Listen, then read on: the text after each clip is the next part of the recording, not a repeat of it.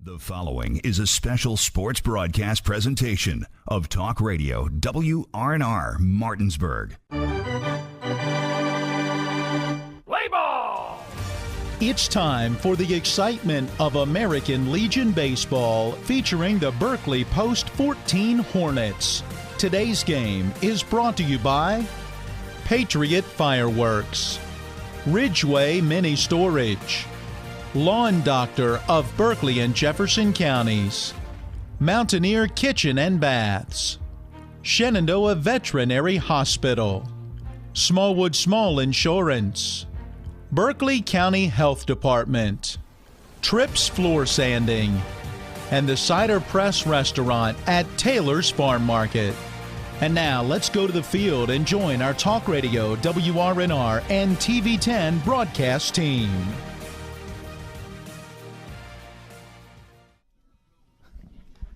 And a very pleasant good afternoon across the Eastern Panhandle or anywhere up and down the East Coast you may be tuning in. Welcome into WRNR and TV10's live coverage of Summer League Baseball here at P.O. Faulkner Park. It is the Berkeley Post 14 Hornets taking on the Florida Gulf Coast Prospect team out of the state of Florida.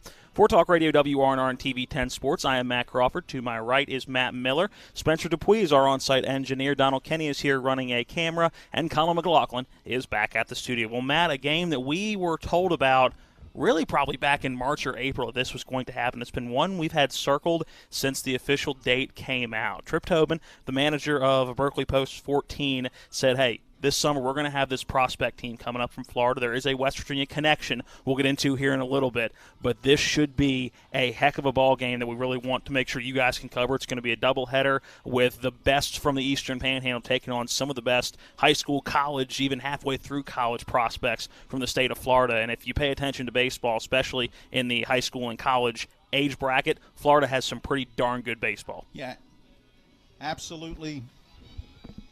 Well, let me try one more time. Check one, check one. Well, we're having some difficulties with our microphone, so let's switch that over. All right, let's try again. All right. Hey, welcome in, Matt. Hey, it's good to talk with you guys. And so, yeah, I mean, you're talking about this team out of Florida, the Florida Gulf Coast Prospects, bringing up a very good roster of players and a chance to see a lot of them here today. As we were talking with head coach Seth McClung, they're using an extra hitter, so they'll have a 10-man batting lineup with the 9 guys out in the field, add in a designated hitter, so they're actually getting a chance to get 11 players involved from the very get-go. And he said the whole idea is he wants to see guys get out here and get their opportunity and get some swings. The guys will even be rotating around defensively so that they're getting an opportunity to play some various positions that they may play on a regular basis or may even get a chance to play at the next level. So it will be a lot of fun seeing 2 talented teams out here and seeing what the game of baseball looks like from 2 different perspectives, from here in the Eastern Panhandle in the state of West Virginia all the way down to Florida. Looking forward to it as we are just mere minutes away from first pitch. Let's send it back to the studio, take a 90-second break back at the studio. When we come back, we'll hear from both head coaches. This is West Virginia coverage of Summer League Baseball on Talk Radio WRNR and TV10. All right, Matt, when it comes to flooring, you can't beat luxury vinyl. It's waterproof, easy to clean and maintain, extremely durable, and looks great. Are you nuts? Hardwood flooring's the way to go. It's durable, easy to maintain, matches every decor, and increases the value of your home instantly. All right, one thing we can agree on is Trips Floor Sanding and Berkeley Fashion Flooring. They'll take care of you with great selection, service, and pricing. Whether it's hardwood or luxury vinyl, call Trips at 304-229-7009. Or visit tripsfloorsanding.com.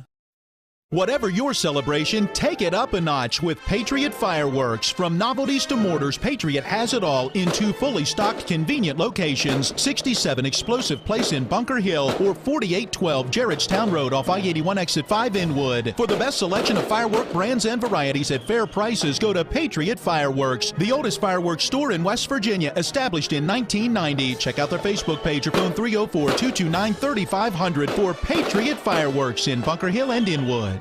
Babe, I'm hungry. Where do you want to go?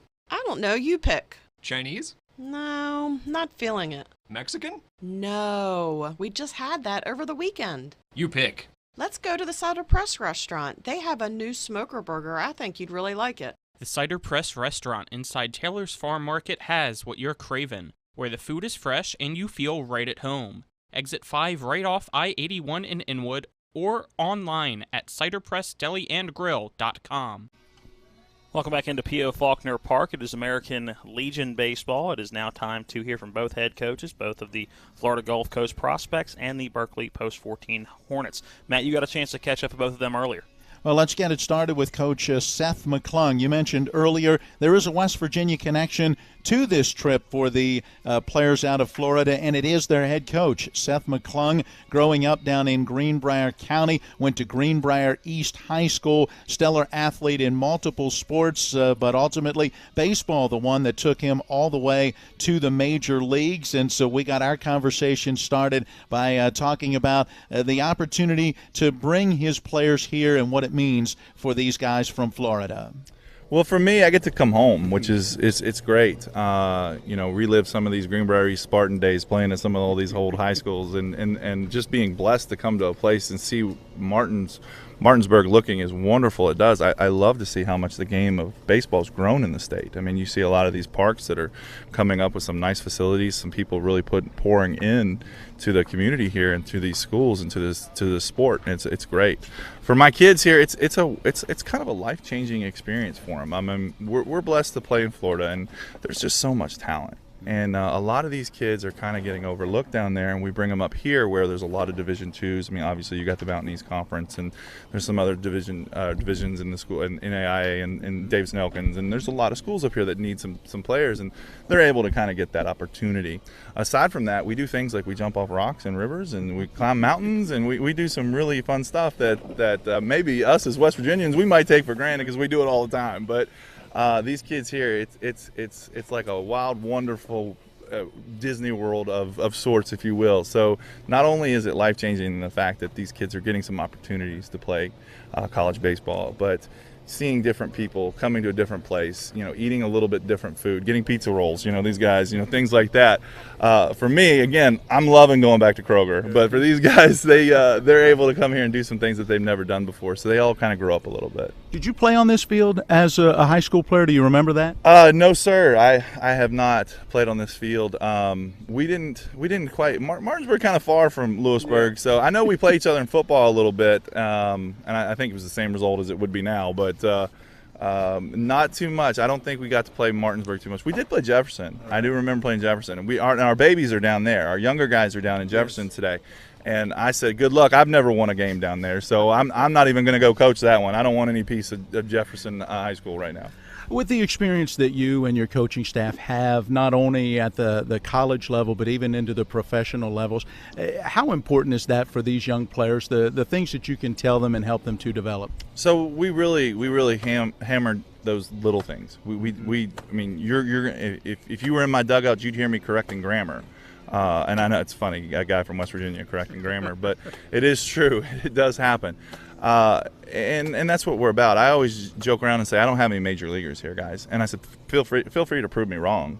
I said, but I know I've got future fathers. I know I got future leaders, future husbands, future teachers, future coaches.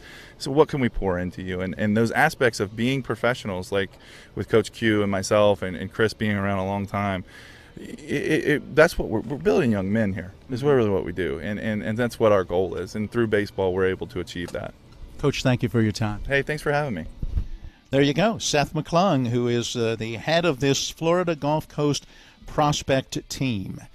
Let's quickly hear from Trip Tobin, the manager, head coach of the Berkeley Post 14 Hornets, getting his thoughts on what he's seen from his team off to a 3-0 start to the season. Field, of course, we play here at P.O. Faulkner in Martinsburg. Went a little deep into the regional, and so we didn't have a lot of field time. So we got to practice right before out at Hedgeville, thanks to Mike Nichols and Eric Groves out there. And that was really our first time on the field before we got to go up to play the Blue Sox, which we appreciate that opportunity from Gary and Scott. And then we went to Funkstown, but we're seeing the bats are really good. I mean, went to Funkstown, hit a lot of deep balls, a lot of extra base hits, moved some runners around, worked the counts into our favors. Michael Logston, our hitting coach, has been really big about quality at bats and doing your job at your at bat.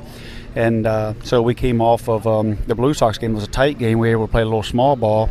Got to the Funkstown game, and we were able to play a little long ball. So we're kind of we can play in tight ball games, and we can put up crooked numbers as well. Tell us a little bit about this matchup and how it came about with the Florida Gulf Coast prospects making the trip here. Right. Well, it's social media. They were following us. Seth McClung's a Greenbrier East guy. He started following the Panhandle Prospects page, texted me a few things, like good luck in the season, and then basically, was there opportunity to play a mixer, things like that. Asked me how the team was going. Told him we were, rather competitive. He's seen the roster. We kind of connected, and so we're real happy that they're here and we're able to have this beautiful field. Coach Bauer done a great job, and our juniors are playing their junior team down at the GTE right now in a 3-2 matchup, so that's a good tight game down there with some guys on the mound. Dylan Stevens is down there, and I think we give way to Drew Gilpin. Tyler Gilpin's here, so we got some brothers, and so it's fun to watch the younger guys come through, and we're starting to see after 3 years, brother tandems, and hopefully we'll continue to see that.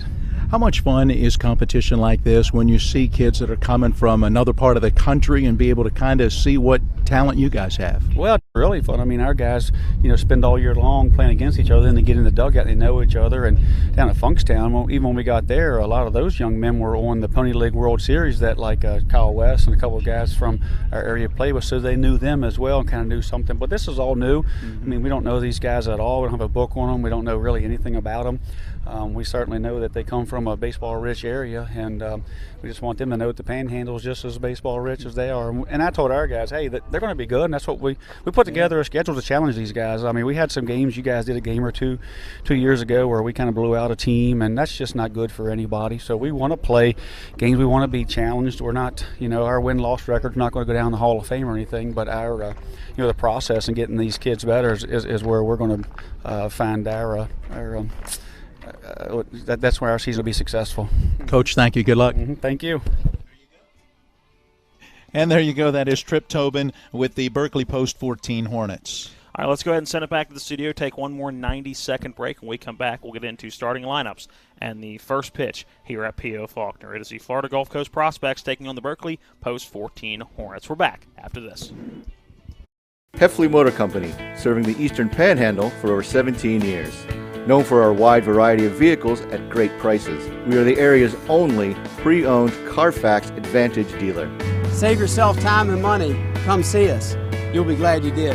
And don't forget our popular detailing service to keep your car looking brand new. We're proud to be your partner serving the community. You're local, we're local, why not buy local? Heffley Motor Company, a nice place to do business.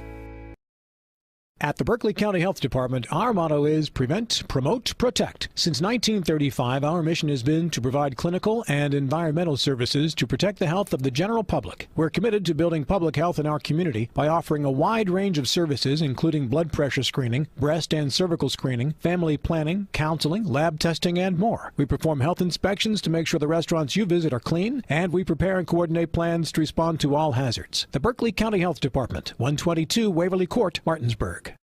Looking to buy a home in the Eastern Panhandle? Having trouble getting your house sold? Then call Chris Ross and the Milestone Real Estate Group at Keller Williams. A Martinsburg High School graduate, Chris knows the local market, and he's proven it as the #1 real estate team in West Virginia in 2019. Milestone Real Estate Group at Keller Williams. Phone 304-579-7349 or go to callchrisross.com. Let's celebrate your real estate milestone together. Welcome back into P.O. Faulkner Park as we are just about ready for the Hornets to take the field as they do right now. Matt, let's go ahead and get into those starting lineups. All right, the Florida Gulf Coast Prospects, led by Seth McClung, 8th year for this program, assisted by Elvis Quesada and Chris Thompson. They will have, again, a 10-man batting order. So in the leadoff spot is the second baseman Logan Covey, batting second and playing center field, Chris Thompson. In the 3 spot, third baseman Jorge Valdez. Then in the cleanup spot, the designated hitter is Zach Bayer, and batting in the true DH role for the starting pitcher, Omar Valdez. Then batting fifth is right fielder Ian Townsend. The number 6 hitter is today's extra hitter, Ty Wiggins. Then batting in the 7th spot, if you will, the left fielder Paxton Hack. In the 8th spot, shortstop Jay Cornier. The number 9 hitter is catcher Edwin Rodriguez. And batting 10th in the lineup is the first baseman Drew Jaroff. So there's your lineup for Florida Gulf Coast. Let's turn to the defense. Let's set the batting order for Berkeley Post when they come up in the bottom of the first inning. Towing the pitching rubber for Berkeley Post 14, the Hornets, it's Braden Stottlemyre. You'll have to explain as he's in the quote-unquote pitcher/DH role. Matt, I'll let you do that in a moment. Aiden Milton is behind the plate. Colin Reed at first, Josh Rush at second. Kyle West is the shortstop. Riley Bubb is at third. In the outfield from left to right, Chase Herndon, Trey Sign, and Tyler Gilpin. Yeah, that DH role that he is playing, it's a pitcher DH. And what that means, apparently this was implemented a couple of years ago at the high school level. I don't think we've seen it used yet for any of our local teams. But Stottlemyre will stay the DH even if he comes off the mound. And apparently you can use it for any position player in the field that you want to, but even if they leave their position, they will stay the DH. So it's basically it's a defenseman designated hitter. So they have the ability to play, but they also have the ability to just go back to that true DH role. We're just about underway here as our first pitch coming a few minutes later than expected. Should come right about 2:03 this afternoon. This is a doubleheader. Game 1 scheduled 2 and 4, but we would imagine with that doubleheader probably about 4:30 by the time Game 2 gets started. It's Logan Covey in the leadoff spot. First pitch here, high and inside for ball 1, and we're underway. First pitch coming at 2:03. Good-looking fastball from Stottlemyre, just missed his spot. Third base is playing in. It's Riley Bubb as the 1-0 pitch comes into Covey. That one in for a strike, count even at 1. Beautiful day for baseball. Some clouds coming over, but beautiful. Sunny day in the mid-70s. The 1-1 pitch, a breaking ball. That one sliding low and away, bouncing off the catcher Aiden Milton and away from him.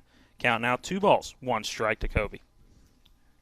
Covey will be in the graduating class of 2023, so one of the younger players on this roster. Stottlemyre working out of the windup. Ready with this 2-1 pitch. Here it is, a fastball. Called strike 2. A little bit of a delayed reaction by Jeff King at the plate. Wasn't sure whether that missed just a bit inside or whether he was able to catch the inside of the zone. Count even at 2. Here comes that 2-2 pitch from Stottlemyre on the way. Breaking ball low and away. Counts full. Needs to come back to that prior pitch because there's nothing that a batter is going to be able to do with that strike 2 call on that inside corner. Here comes the payoff pitch from Stottlemyre. Covey awaits. Here it is. A ground ball to the shortstop. Coming in onto this Kyle West. He's up with it. Fires across the diamond. 4-out number 1. Routine, as they say, right at Kyle West. He played it well. Good strong throw across the diamond. Covey gets that count full, but ultimately retired. First Summer League game we've called this year. It's always fun looking around the diamond and going, okay, I'm not sure any more than 2 of these guys at a time played together ever in their high school career. So always fun. Left side of the infield knows each other pretty well there with Bub at third and West at shortstop. First pitch to Chris Thompson is high and inside with the fastball for ball 1. We will have some stats for you batting-wise for the Hornets.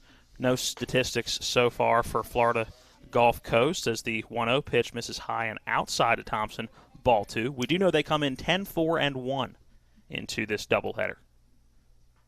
Here comes the 2-0 from Stottlemyre. That fastball well up and in. Thompson bailing out of the way. The count 3-0. And right now Stottlemyre having some control issues early. Well, and he's had that ball. I mean, he's gotten a few strike calls on that inside part of the plate, but when he's missing, it has been up and in. Here comes the 3-0. Low and away in the dirt, ball 4. And there's an overcompensation, right? You've been missing up and in. Each time seeming to get a little more inside. So now you overcompensate on that next pitch and end up putting it down low and outside, and that's going to get the pitching coach, Sam Walls, making his way to the mound. We've talked to Tripp on Miller Time last week, and he said that Sam Walls, who was a very decorated pitcher in his day, can look at a guy after even 4 or 5 pitches and go, hey, you're doing this wrong. So I think we've seen that through the first 2 batters. I'm sure he's seeing something he wants to change in the delivery or maybe the plant location of Stottlemyre. We'll see if it changes up here. Also going to switch to the stretch with one man on, see if that adjusts anything either. Yeah, we talked earlier about Seth McClung being a major league pitcher. You've got some real good experience on both of these staffs, including, as you said, Sam Walls, the former Jefferson standout, went and played his college ball at NC State, and then a 10th round draft pick of the Philadelphia Phillies. The batter is Jorge Valdez. He takes strike one on the fastball from Stottlemyre. Still working that inside corner to the right-hand batter. Thompson gets that lead off first. Nothing major, but does draw the eye of Stottlemyre. Looks over, no throw yet. Now Stottlemyre comes set. The delivery to Valdez. That one inside, and it got him. Well, and again, Stottlemyre having issues with that inside part of the plate. Don't know, again, if it's a release point, if it's a landing point, but something just a little off in that delivery. He's gotten a few strikes on that inside corner, but he has also missed off that inside corner and now hitting a batter. 2 men on, 1 in scoring position as Zach Bayer steps to the plate. The designated hitter. Again, if you're just tuning in, the Gulf Coast prospects are using a DH and an EH. EH, what's that? Extra hitter. Breaking ball on the first pitch to Bayer. Misses low, but a good block at the plate by Aiden Milton to keep that one in front. The runners stay where they are. Bayer just graduating and looking forward to staying in West Virginia for his college ball. He's a commit to Glenville State. Here comes the 1-0 pitch. That fastball below the knees for ball 2. And not the start that Braden Stottlemyre wanted. No, and we've seen him throughout the course of the season. Got to see him pitch at least twice as a member of that Washington High School Patriot team, and obviously pitched one of his best games in a 4-2 win against Jefferson to open the sectional tournament, so not quite himself right now today. The 2-0 pitch, that one finds his own. A fastball right down the middle. The old automatic. Took a little bit off just to make sure he got the location. Count 2 balls, 1 strike. Runners get their lead off the first and second base bag, a swing, and this one popped up into foul territory by Bayer. Moving over is Colin Reed at first, and he will make the catch in foul territory for out number 2. There you go. That is a big out. As Stottlemyre's been laboring on the mound, has thrown a good many pitches, and to be able to jam the batter and get that pop out, very big. 2 down as it brings up Ian Townsend. The first lefty we have seen today. Really crowds that plate in the left-hand batter's box. The toes almost touching the chalk. Stottlemyre looks back at second. Now the delivery. That one outside, ball 1. Townsend, the starting right fielder for the Florida Gulf Coast prospects today defensively. Ready with the 1-0. Here it is. That one catches the outside corner for strike number 1. Count even at 1. Ty Wiggins in the on-deck circle. He is that extra hitter we were referring to earlier. Paxton Hack is in the hole. 2 down in the inning. Here comes the 1-1 pitch. That fastball up and away. Ball 2.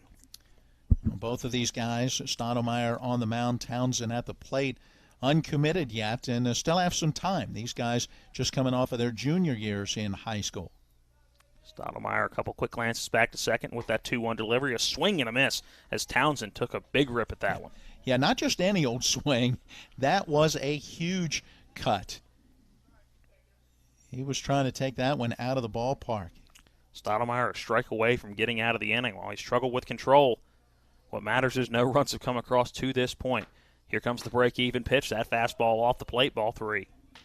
Second full count that Stottlemyre has thrown in this first inning, and that pitch count mounting quickly.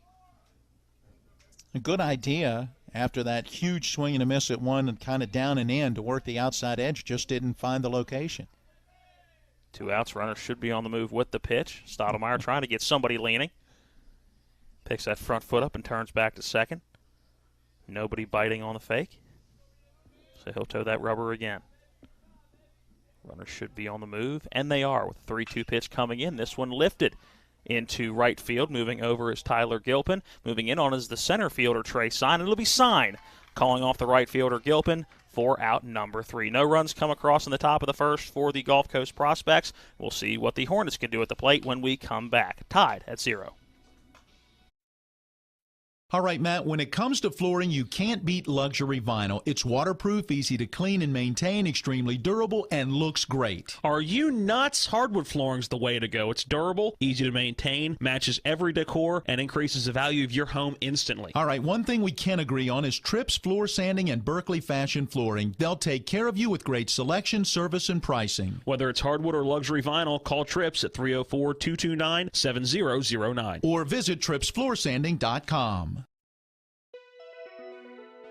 Established in 1974, Shenandoah Veterinary Hospital has been serving the needs of the community's pets for nearly 50 years.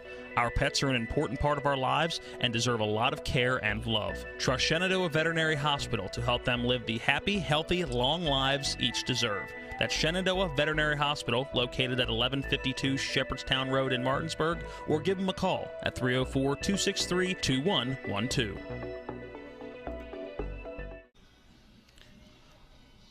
Welcome back in as we go to the bottom of inning number 1. It is Omar Valdez getting in his warm-up pitches, the tall lefty on the hill. And, Matt, let's get into the batting order for the Hornets. Leading it off and playing second base, Josh Rush. Batting second, shortstop Kyle West. In the 3 spot, the center fielder Trey Sine. The cleanup hitter is right fielder Tyler Gilpin. Batting 5th at third base, Riley Bubb. The 6th hitter, the pitcher/DH, Braden Stottlemyre. Doing the catching and batting 7th is Aiden Milton. The number 8 hitter at first base, Colin Reed. And batting 9th in left field is Chase Herndon. That is the lineup for Trip Tobin, who is the head coach for Berkeley Post 14. The Hornets' assistant coach is Michael Logston. He's the hitting coach, and Sam Wall's the pitching coach. Matt, nice to see some of these names on the lineup that we did not get to call their senior season last year. One of those coming to the plate right now in the leadoff spot, Josh Rush, the former Hedgesville Eagle. And Josh Rush now off to the collegiate level, playing at Hagerstown Community College. Play pause for a moment while Ethan Greenfield gets over to first base. First pitch to Rush, off the plate with the fastball for ball 1. Josh Rush, a 300 hitter so far. That's 3 for 10. Has drawn 3 walks as well in that leadoff spot. Here comes the 1-0 pitch. That fastball above the letters for ball 2. I will say there does seem to be a little bit of zip on that fastball from Valdez. I was thinking the exact same thing. Pretty good zip. Ready with the 2-0 pitch. Here it is. This one lifted into the center field. Moving back on it is Thompson, and that'll go over his head. Rush rounding first. He's going to go for second. Ball picked up at the base of the wall, and Josh Rush with the double to start things off for the Hornets. Boy, that is a way to get it done. His 4th hit now in 11 at-bats on the season, and able to get a pitch that was a little bit up and take it right back up the middle. Really put a charge into that one. And we talked about it yesterday. While the pitching maybe a little bit quicker than what they're used to. It just means the ball gets off the bat a little bit quicker if you're able to make contact. That's it. If you're able to catch up. That's already the 3rd double this season for Rush. So when you look at his 4 hits, 3 have been doubles, the other a single. Quick chat on the mound as Edwin Rodriguez, the catcher for the Prospects, goes out. Quick conversation with Valdez is over. And now Kyle West steps in, the powerful lefty. Just finished up his senior season with the Hedgesville Eagles. Yeah, and is he off to a hot start for the Legion season? 8 hits in 14 bats. First pitch to West is a breaking ball. Good movement on that breaking ball for strike 1 as it broke right over the heart of the plate. Started coming right at West. And about a 6-inch difference right as it got to home plate. Yeah, really good movement. Valdez rocking the sunglasses on the mound. Not something you see often from a pitcher. Here comes the 0-1 pitch, that fastball low in the dirt. Good block by Rodriguez to keep Rush at second base. Count even at 1. Yeah, really good job by Rodriguez, shifting the body over, staying in front of it, able to field that one on that bounce. Valdez out of the stretch now with a runner on second base. Looks in, goes through a couple of different signs before he gets the pitch he wants. Ready with the 1-1 delivery. Here it is. Tries for the breaking ball again. That one misses high end inside. Ball 2. Yeah, from our angle, you could see the rotation on the baseball, just didn't have a lot of movement on it. Started high. He was hoping it would snap down into the zone, but it did not. Quick look back at second. Here's the 2-1. This one lifted high and out of play over top of our heads. Count now 2 balls, 2 strikes. West coming off a very impressive senior season for the Hedgesville Eagles. And here in summer ball through 3 games, a .571 average with a homer and leads the team with 12 RBI. By the way, that home run was a grand slam home run. Valdez comes set. This one high and inside. West able to get a piece of it. Lifts it with not a whole lot of power to the right side in foul territory. And over to make the play is Drew Gerolf for out number 1. Yeah, pretty good pitch. Definitely tough for West to be able to handle as that one was up and in. He was able to turn on it, but ended up with that pop out in foul territory and a nice play by Gerolf to go back and get it and look that runner back to second. No chance for Rush to try to advance. Deked a little bit, but wasn't going to go anywhere. No. The batter now, Trey Sign, the starting center fielder for the Hornets. The former Martinsburg Bulldogs. First pitch to him, a breaking ball just off the plate, and Rodriguez held it there a little bit, waiting for the strike call. Never got it. Count 1-0 to Sign, who comes in hitting pretty well. Yeah, 429. That's 3 hits in 7 at-bats. They had a walk in there as well, so his on-base percentage up around 500. The 1-0 pitch, that fastball just off the plate, and some late movement on that fastball. Yeah, got a little bit of a tail to it, if you will. Sign on the Shepherd baseball team this spring. Here comes the 2-0 pitch, the breaking ball about eye-high for ball 3.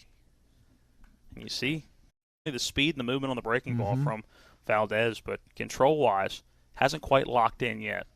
Well, you look at Stottlemyre in the top of the first, and you could say the same kind of thing. Both of these guys have not been able to find their spots early. 3-0, that one upstairs, ball 4. See which one of these guys is maybe able to settle down more quickly. Stottlemyre able to get out of that first inning for Berkeley post 14 after a walk and a hit batter, stranding the 2 runners. Now the Hornets with a chance here in the bottom of the first. Let's see what Valdez does. I'm sure it's something on the mound. I'm sure Coach Byler did something wrong to the mound, getting stuff ready earlier. First pitch to Tyler Gilpin is fouled out of play back towards the softball field. I was hoping for the reaction, but he didn't hear me over there. You can't fault anything that Coach A.B. has done here. The field is in great shape. He was mowing it as we got here today to make sure that the grass was low and the balls would get through the infield quickly. Count 0-1 to Gilpin. Valdez ready with that 0-1 pitch. Breaking ball high and outside. Got Rodriguez out of his crouch and basically standing up in that left-hand batter's box. Ball 1. On that first breaking pitch from Omar Valdez, snapped down in there beautifully, but after that he just has not been able to find the location with that pitch. He looks in, shakes off a couple of pitches. Now gets the one he wants. Comes set. Here's the 1-1 delivery. That one a called. Strike 2 on the inside corner. Yeah, there you go. Very nice pitch there. Again, tough for Gilpin to do anything with as a right-hand batter. Gilpin swinging it well. Yeah, not bad. 400 on the dot. Does have 3 strikeouts early in this season, though. Here comes the 1-2 pitch. This one off the end of the bat, fouled into foul territory and out of play. Again, getting back over towards Charlotte Prather, that softball field just up the hill. Let's do that 1-2 again. Speaking of softball, the season ended for the Washington Patriots earlier today in the state tournament. Here comes the 1-2 pitch. A breaking ball. Gilpin just able to get a piece of it. Rodriguez had it in his glove for a moment, but could not hang on. And Gilpin lives to see another pitch. Yeah, very fortunate there. Back to softball. Washington yesterday splitting a pair of games as they lost 1-0 to Cabell Midland, then beat John Marshall 5-4. They had to win today to get to the championship game and unfortunately lost to St. Albans by a 5-0 score. Here comes the 1-2 pitch. This one off the handle to the third baseman. Valdez up with it, steps on third, fires across the diamond to complete the double play. Good play defensively for Jorge Valdez to get out of the inning. We'll go to the second when we come back, still tied at 0. We're back in 60 seconds. All right, Matt, when it comes to flooring, you can't beat luxury vinyl. It's waterproof, easy to clean and maintain, extremely durable, and looks great. Are you nuts? Hardwood flooring's the way to go. It's durable, easy to maintain, matches every decor, and increases the value of your home instantly. All right, one thing we can agree on is Trips Floor Sanding and Berkeley Fashion Flooring. They'll take care of you with great selection, service, and pricing. Whether it's hardwood or luxury vinyl, call Trips at 304-229-7009. Or visit TripsFloorSanding.com. This is Matt Miller, along with my wife Dale. As homeowners, we've been through the mortgage process several times, and each time we went to Mark and Cheryl Savitt at the Mortgage Center. They treat you like family with personal one-on-one service, walking with you through the process from application to settlement. Plus, low interest rates and closing costs. The Mortgage Center is on Edwin Miller Boulevard in Martinsburg. Phone 304-267-9040. Or online at mortgagefinancing.com. NMLS number 237527, equal housing lender. Tied at 0 as we go to the top of the second inning. It is the Florida Gulf Coast Prospects taking on Berkeley Post 14. Sticking with that Hornets nickname they picked up last year with no American Legion affiliation. Last year, American Legion said, hey, we are not sponsoring baseball at all this year. We don't want our name associated with any sort of baseball this summer. Something had to happen pretty quick for what was Post 14 to get a season last year. And our station owner Mike Hornby helped out with some of the ins and outs and details of getting that on the air. So they were known as the Hornby Hornets last year and just decided to stick with the Hornets. That logo very similar to the logo of the Division III college right down the road, Shenandoah. The red, white, and blue. As we go to the second, it's Ty Wiggins, the leadoff hitter. First pitch to him is a breaking ball, in for strike one, and a good one at that from Stottlemyre. Yeah, there you go. Something that he had labored with a little bit in that first inning, finding his location. 22 pitches and only 9 for strikes. Here comes the 0-1 pitch. Tried with a very similar pitch in a similar location. That one just off the plate for ball one. Count even at 1. Wiggins, that extra hitter in the lineup. The Prospects going with a DH and an EH. The 1-1 pitch, that fastball up and away, popping through the glove, or should I say nicking off the glove of Aiden Milton. Count 2 balls, 1 strike. Well, and Wiggins, a big young man in that right-hand batter's box, a commit to Fort Valley State. The 2-1 pitch, a check swing at the plate. Did he go around? He did not. Appeal down to our first base umpire. That's Zach Stollifer down there. By the way, I should note that Seth McClung, in writing out that roster and giving us the information, put a QB beside of Fort Valley State. So Wiggins going on to play football more than baseball. 3-1 pitch high and inside, and Wiggins will reach first to lead off the second inning. Now there you go, second walk. Add that to a hit batter for Stottlemyre. And again, he's laboring a bit on the mound, kind of shaking his head right now as he is trying to work his way through this. And this is a good experience. I mean, this is part of what summer baseball is about for a guy like Stottlemyre who still has another year left in high school. You're facing some really good talent. You got to battle out there on the mound, even when you don't have your best stuff. First pitch to the batter, Paxton Hack, misses high and inside for ball one. And this Hornets team definitely does not lack in pitching. A lot of guys that can give you some quality innings on this roster. The 1-0 pitch, low and inside, sliding over to keep it in front is Aiden Milton. Count 2 balls, no strikes. Had a chance to spend some time talking with Paxton Hack down along that first base dugout, waiting for Coach McClung before the game. The 2-0 pitch, that one, again inside, ball 3, and it's getting pretty consistent with Stottlemyre that he is missing a bit inside. Hack steps back in that right-hand batter's box. Pretty even stance. That 3-0, the old automatic, the fastball right down the middle for strike one. Count 3-1. Now a hitter's count to Hack. Hack, one of those guys that still has another year of high school ball left. His graduation year coming in 2022. 3-1 pitch. That one inside, ball 4, and back-to-back walks to start the inning for Braden Stottlemyre. Well, certainly not what you want to see. The good news so far, Stottlemyre hadn't given up a hit, right? He got out of that first inning after a walk and a hit batter, stranding runners at first and second, thanks to a pop-out in foul territory and a fly-out into very shallow center field. You can't live like this, though, on a regular basis, where you're putting guys on and then having to pitch out of jams. Yeah, we will now have him throwing his 33rd pitch to Jay Cornier. And he has yet to record an out in the second inning. So that pitch count a lot higher than I'm sure Coach Walls and Tobin would like. The first pitch to Cornier, however, does find the strike zone, painting that outside edge of the plate. Strike one. Stottlemyre comes set out of the stretch, looks back, and the runner at second on the move, that's Wiggins, and he slides in head first, or dives in head first into third. Safe. No throw warranted. Staying at first base is Paxton Hack. He was not on the move, so not a double steal, just a straight second to third. And the first stolen base of the game goes to Ty Wiggins.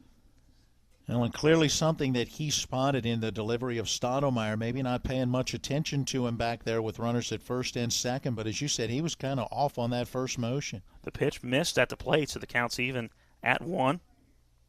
Here's the 1-1 pitch, a bunt laid down right back to the pitcher. It's going to move the runner to second base, hold Wiggins at third base.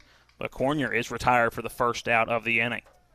That does his job, though. A sacrifice bunt to get 2 into scoring position. Well played that time by Stottlemyre to come down off the mound, field it. He turned, looked at the runner Wiggins at third, and then made a good throw to first to get the out. Brings up the starting catcher for the Prospects, Edwin Rodriguez. First pitch to Rodriguez in the upper third of the zone, but a called strike 1. That one right about letter high. Runners in scoring position. It's Wiggins at third, Hack at second base. Here comes the 0-1 pitch, a breaking ball for strike 2. Yeah, very nice pitch. If anything, it may have been up just a little bit. That was about belt high, but a good location over that outside edge. Don't want to leave that one down the middle of the plate, though. And first time we've really seen Stottlemyre get ahead of a batter today. Here comes that 0-2 pitch, a fastball up and away. Ball 1, not a bad chase pitch. No, not at all. He put a little extra something on that one, though, too. Stottlemyre comes set out of the stretch. Quick look over at second and third. Here comes the 1-2 pitch. Breaking ball, swing and a miss, strike 3, and Rodriguez goes down on strikes. And the first strikeout of the game for Braden Stottlemyre, 2 down. And another very nice pitch. That one with a good break away from the right-hand batter. Had Rodriguez out in front chasing after that one. Drew Gerolf steps in, the lefty. The 10th batter in the order. First pitch to him, fouled off right behind home plate for strike 1.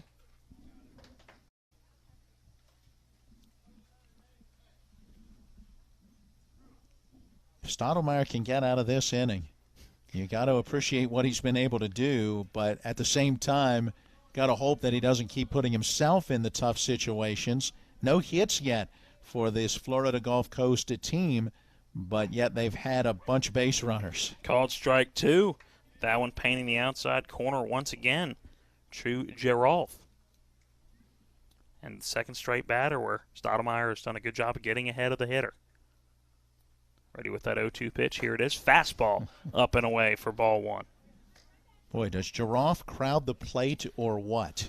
Those toes are, I think, almost over that line. They are touching the outer edges of the lines for the batter's box. Here comes the 1-2 pitch. That one low in the dirt, a block by Milton, but stays close enough that it's going to keep Wiggins at third base.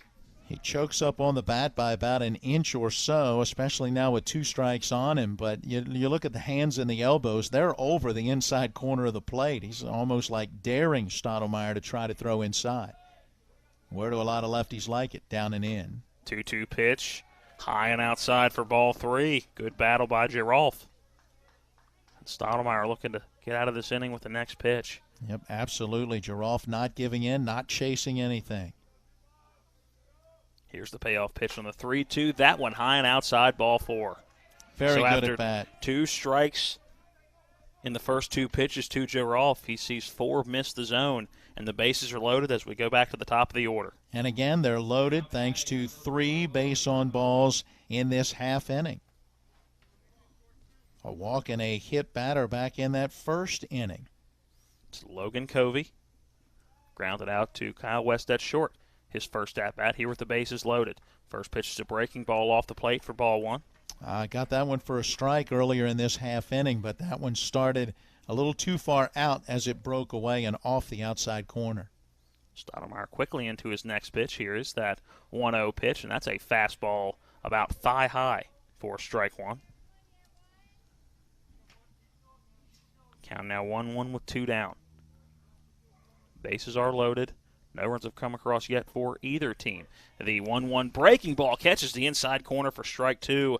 Logan Covey had bailed out as that one some late movement on it, and nothing he can do but Just wait for that strike call. Ready with the 1-2 pitch here from Stottlemyre. That one a breaking ball low in the dirt. A good block by Milton. Ball 2, counts even at 2. A big opportunity here for this Florida team. Bases loaded, 2 outs. Can they come up with that clutch base hit? Stottlemyre set. Here is the 2-2 pitch. A breaking ball off the plate for ball 3.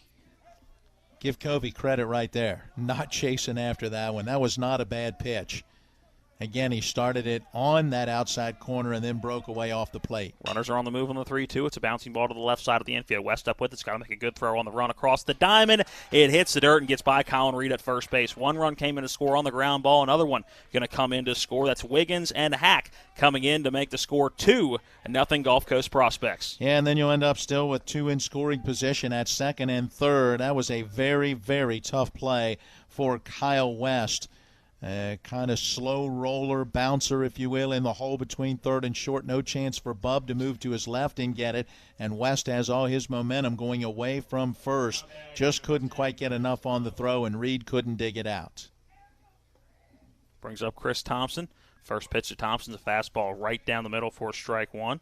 First strike that Thompson has seen today. It was a walk on 4 pitches, his first at-bat. 2 down, a 2-0 lead for the Prospects. Here comes that 0-1 pitch, a fastball. Again, pretty much right over the heart of the plate for strike 2. It's got to be an RBI infield base hit to bring that first run in. Yep. I would imagine, and then an error on the throw that allows a second run to score. Here comes the 0-2 pitch. This one, a chopper to the shortstop. West up with it. A good strong throw across the diamond, and it pulled Colin Reed off the bag. Safe at first base is Chris Thompson, and a third run comes in to score as Drew Girolf, the 3rd run of the game for the Gulf Coast Prospects. And again, all 3 that have scored in this half inning reaching on the base on balls. And now you add an infield hit and a couple of errors, and they are very costly.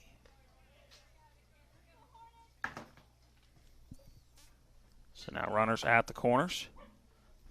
First pitch is a called strike to Jorge Valdez.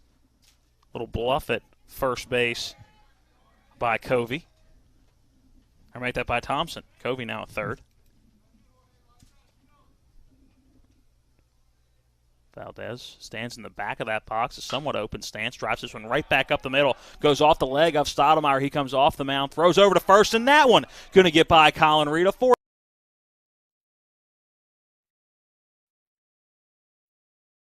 run comes in to score, and the runners will just jog around the bases. 3 straight plays, and that's a tough one for Stottlemyre, as that one hitting hard off of that leg, and he is in some pain. Yeah, the adrenaline pumping as you're trying to get the out. He came off the mound quickly, got to the baseball, and then after making that throw to first, went down feeling the pain. That was a pretty good shot back up the middle that hit him in the lower leg. So Valdez advances to second on the wild throw, and Thompson now all the way to third base. 4 runs, all with 2 outs, have crossed in the top of this second inning. And, Matt, something about baseball this year. 2-out rallies. Yep, in our coverage of local high school baseball throughout the course of the season, we saw a number of rallies with 2 outs. At times, there might have been guys on already, and then with 2 outs, there was that big clutch hit. But we saw our fair share of situations as well where the first 2 batters were retired, and the next thing you know, a run or 2 or more had ended up coming home to score. And the hard part about this, Matt, you're looking at 3 walks, an infield single, and what I would have now is 3 errors in this half inning. Yeah, I think if it ricochets off his leg and he doesn't go get the baseball, that's an infield single. I think the fact he got to the baseball, made the throw to first, and the throw was there by 2 or 3 steps, but just well away from Colin Reed at first base. Unfortunately, I think that's got to go down as an E1 in the book. Yeah, and I was looking at it the same way. It's a very tough E1, but a situation where, you know, you're rushing because you know you've got to get this out. You want to get this final out. You don't want any more runs to score, and ultimately you rush yourself to a point where you throw it away.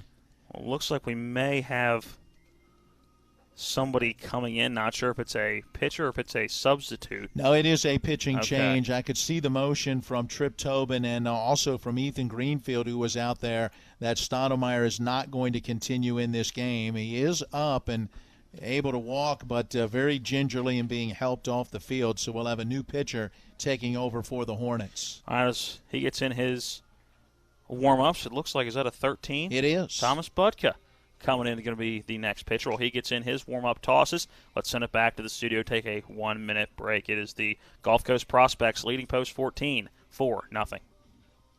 Erie Insurance says here's to the grown-ups who move, mortgage, mow, and still bust a move. But does your home insurance still fit? Erie helps you protect the home you've grown into, all at fair prices that are often less than the other guys. So how do you find the right coverage? Magic. Nope. Local independent agents who get to know you like this. Your local Erie agent in Martinsburg is Smallwood and Small Insurance. Get a quote at smallwoodandsmall.com.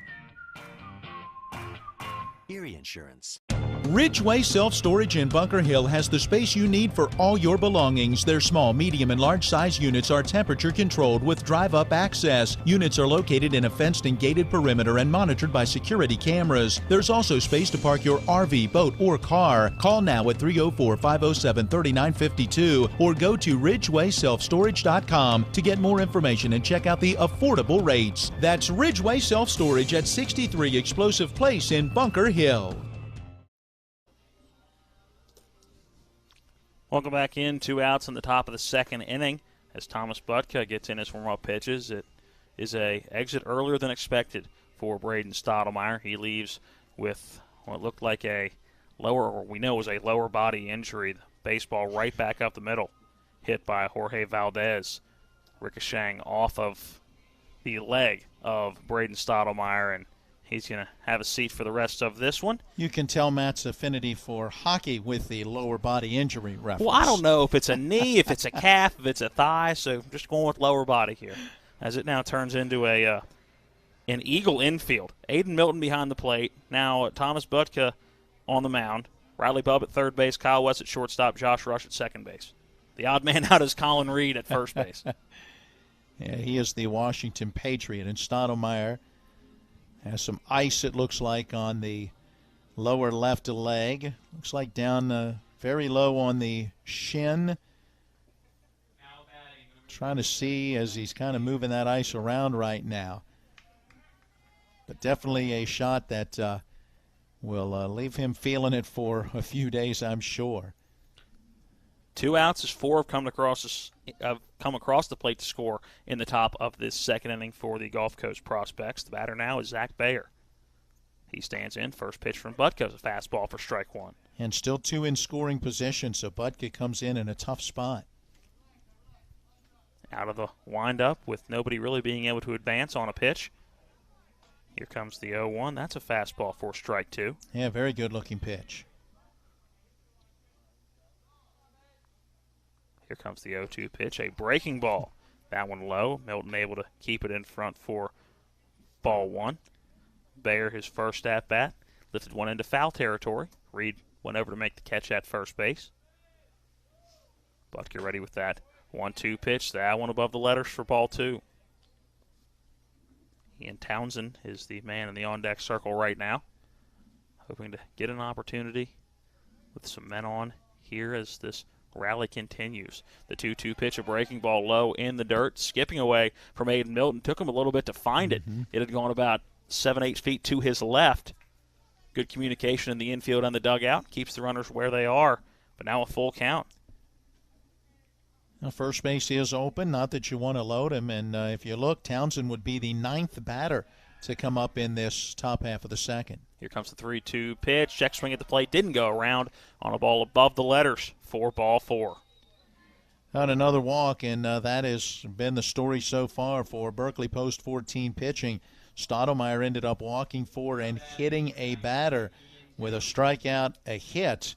And right now 4 runs allowed, but 2 of the guys on base his responsibility in an inning and 2/3. First pitch to Townsend, low and away. Sliding over to keep it in front was Milton. Ball one. So full count to Townsend, his first at-bat. On that sixth pitch of the at-bat, lifted into the center field. Here comes the 1-0, high inside, ball 2. After 2 strikes to start it off out of the bullpen for Butka. That's now 6 straight out of the zone. Well, and he had to get ready pretty fast with that line drive back up the middle. The 2-0, this one lifted into the outfield, moving over is Tyler Gilpin on the run, and it drops right to the left of his glove on the warning track. 2 runs going to come in to score, and a third one now crossing the plate. It's a 3 RBI double for Ian Townsend, and how about a 7-0 lead for the Gulf Coast Prospects? Well, he put a charge into that baseball. Tyler Gilpin, the right fielder, moving back, and Trey Sign backing over as well from center field. Sign unable to get to it. Gilpin the closest, reaching out right at the end of that long run, just couldn't grab it. So cross out the 3 in your scorebooks and write a 2 as this inning will completely bat around. You can close the book on Braden Stottlemyre. 6 of those runs will be to his credit. Ty Wiggins is the batter, lifts this one up into foul territory. Milton going over to the fence, and that one out of play. Final totals for Stottlemyre look like this: an inning and 2/3, 6 runs on 1 hit, 1 strikeout, 3 walks, and 1 hit batter.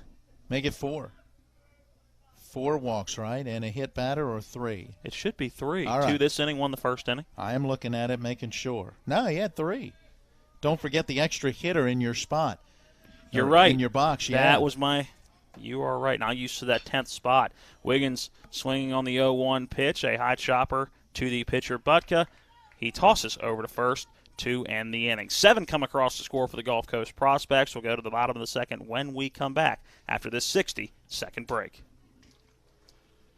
Erie Insurance says here's to the grown-ups who move, mortgage, mow, and still bust a move. But does your home insurance still fit? Erie helps you protect the home you've grown into, all at fair prices that are often less than the other guys. So how do you find the right coverage? Magic. Nope. Local independent agents who get to know you like this. Your local Erie agent in Martinsburg is Smallwood and Small Insurance. Get a quote at smallwoodandsmall.com. Erie Insurance. At the Berkeley County Health Department, our motto is prevent, promote, protect. Since 1935, our mission has been to provide clinical and environmental services to protect the health of the general public. We're committed to building public health in our community by offering a wide range of services, including blood pressure screening, breast and cervical screening, family planning, counseling, lab testing, and more. We perform health inspections to make sure the restaurants you visit are clean, and we prepare and coordinate plans to respond to all hazards. The Berkeley County Health Department, 122 Waverly Court, Martinsburg.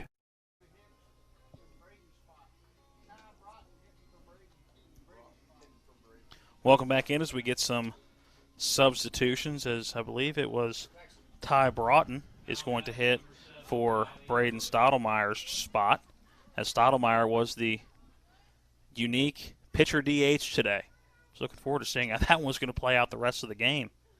But now I believe that'll just be a true DH for Ty Broughton.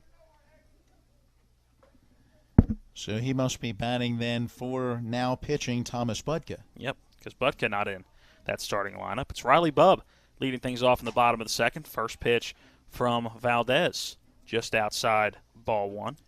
Let's see how the long delay affects Somar Valdez, who threw 18 pitches, 9 for strikes in that first. Bubb going the other way, and that's going to drop into right field for a single, still trailing away from the right fielder Townsend, and that's a leadoff single for Riley Bubb. Good piece of hitting inside out. Yeah, absolutely. Got jammed just a little bit, but was able to fight that one off and get it out into right field for a hit. Nice play out in right by Townsend to get to it quickly and make sure it was just a single base.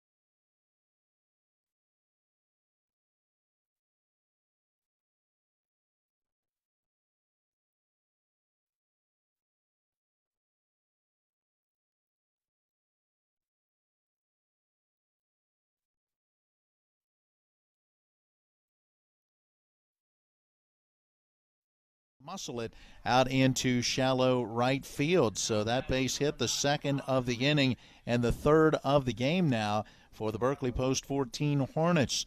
They had a couple of base runners on in that first inning, but a 5 unassisted to 3 double play closed out the inning. Let's see if they can take advantage here, and I think we're going to have a new runner.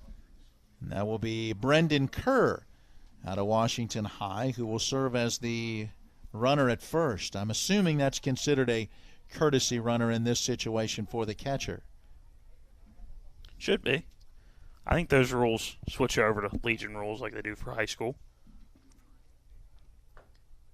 Bases are loaded. Colin Reed stands in. The righty, the narrow but open stance as Valdez works out of the windup with the bases loaded. This one sent into center field, moving over onto this Thompson. He won't get there. It's going to drop in. A diving play just to keep it in front of him. That's only going to allow one run to come in and score. That is Bub from third, and now a throw down to second base, and they do get Brendan Kerr at second. He had to freeze on that one to the outfield, and the good diving play by Chris Thompson able to get it in quick enough that it still will retire an out, just the unconventional way. Yeah, it ends up being 8-6, and just a tough luck situation, I believe, there for Kerr. He was making that wide turn, expecting to go to third with the runner scoring, but instead had to put on the brakes, and a good throw from Thompson to Cornier to be able to get the out. So it's a RBI single for Colin Reed as it brings up Chase Herndon. Herndon playing his high school ball at Spring Mills this past season. Pitch to him for strike one. Here's that 0-1 pitch. Check at the plate, and a called strike two at the plate. Never went around, but I think location-wise, that's probably a strike regardless. A couple of good pitches there from Valdez. One down, and still a chance for Berkeley to get more runs. Runners at the corners. Here comes the 0-2 pitch. A foul ball right at the plate, getting back to the backstop netting. Let's do that 0-2 again.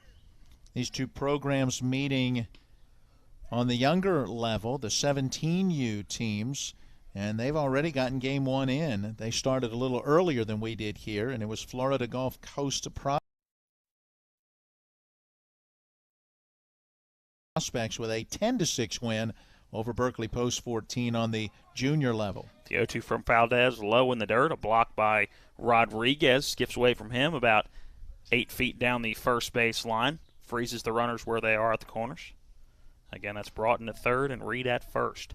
Count now 1 ball, 2 strikes to Chase Herndon, the 9-batter in the order.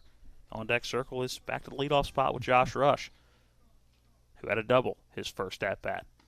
Here comes the 1-2 pitch. Just went off the end of the bat, fouled the other way, getting out of play over towards the batting cages. Nice job by Herndon, staying alive, putting the ball or trying to put the ball in play. He is 0 for 3 on the season, but Matt is yet to strike out, so he's put it in play each time. Breaking ball that just never quite broke on the 1-2 pitch. That evens the count up at 2. Good take by Herndon. I know we heard from Coach Trip Tobin. Hitting coach Michael Logston has done a nice job working with these guys on, getting deep into the count, working on the count, getting the count to your advantage, and we're seeing that. Here comes that 2-2 pitch. Again, fouled off. Good at-bat by Chase Herndon. This is the 7th pitch of the at-bat coming up.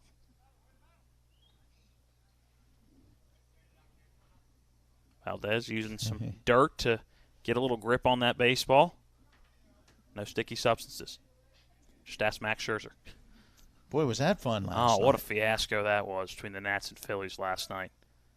2-2 pitch coming in, another foul ball. This one off the handle, hitting the screen at the backstop. And a quality at-bat in the number 9 spot in the order, Matt. Yeah, absolutely. Really making Valdez work hard to try to get the out. Reed gets that lead off first base, not a big one, with the lefty on the mound. Here comes the 2-2 pitch. That one low in the dirt, ball 3. Great job by Chase Herndon. Trip Tobin barking out some instructions there in the third base coach's box. which is really just an area that coaches don't stand.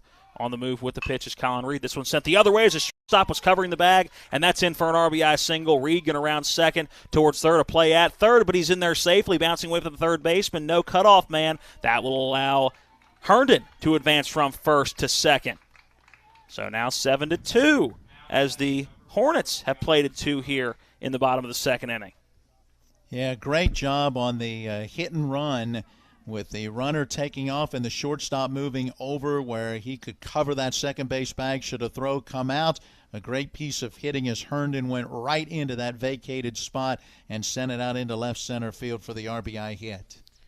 Advancing to second base on the throwing error coming in. Mm-hmm.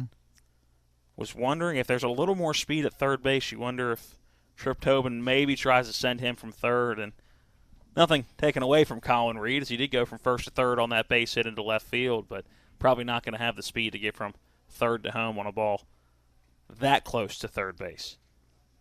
And it looks like we may have a pitching change, and we do.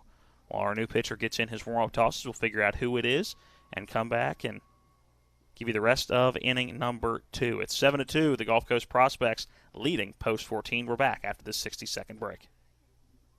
Heffley Motor Company, serving the Eastern Panhandle for over 17 years. Known for our wide variety of vehicles at great prices, we are the area's only pre-owned Carfax Advantage dealer. Save yourself time and money. Come see us. You'll be glad you did. And don't forget our popular detailing service to keep your car looking brand new. We're proud to be your partner serving the community. You're local, we're local, why not buy local? Heffley Motor Company, a nice place to do business. This is Matt Miller, along with my wife Dale. As homeowners, we've been through the mortgage process several times, and each time we went to Mark and Cheryl Savitt at the Mortgage Center. They treat you like family with personal one-on-one service, walking with you through the process from application to settlement. Plus, low interest rates and closing costs. The Mortgage Center is on Edwin Miller Boulevard in Martinsburg. Phone 304-267-9040. Or online at mortgagefinancing.com. NMLS number 237527, equal housing lender.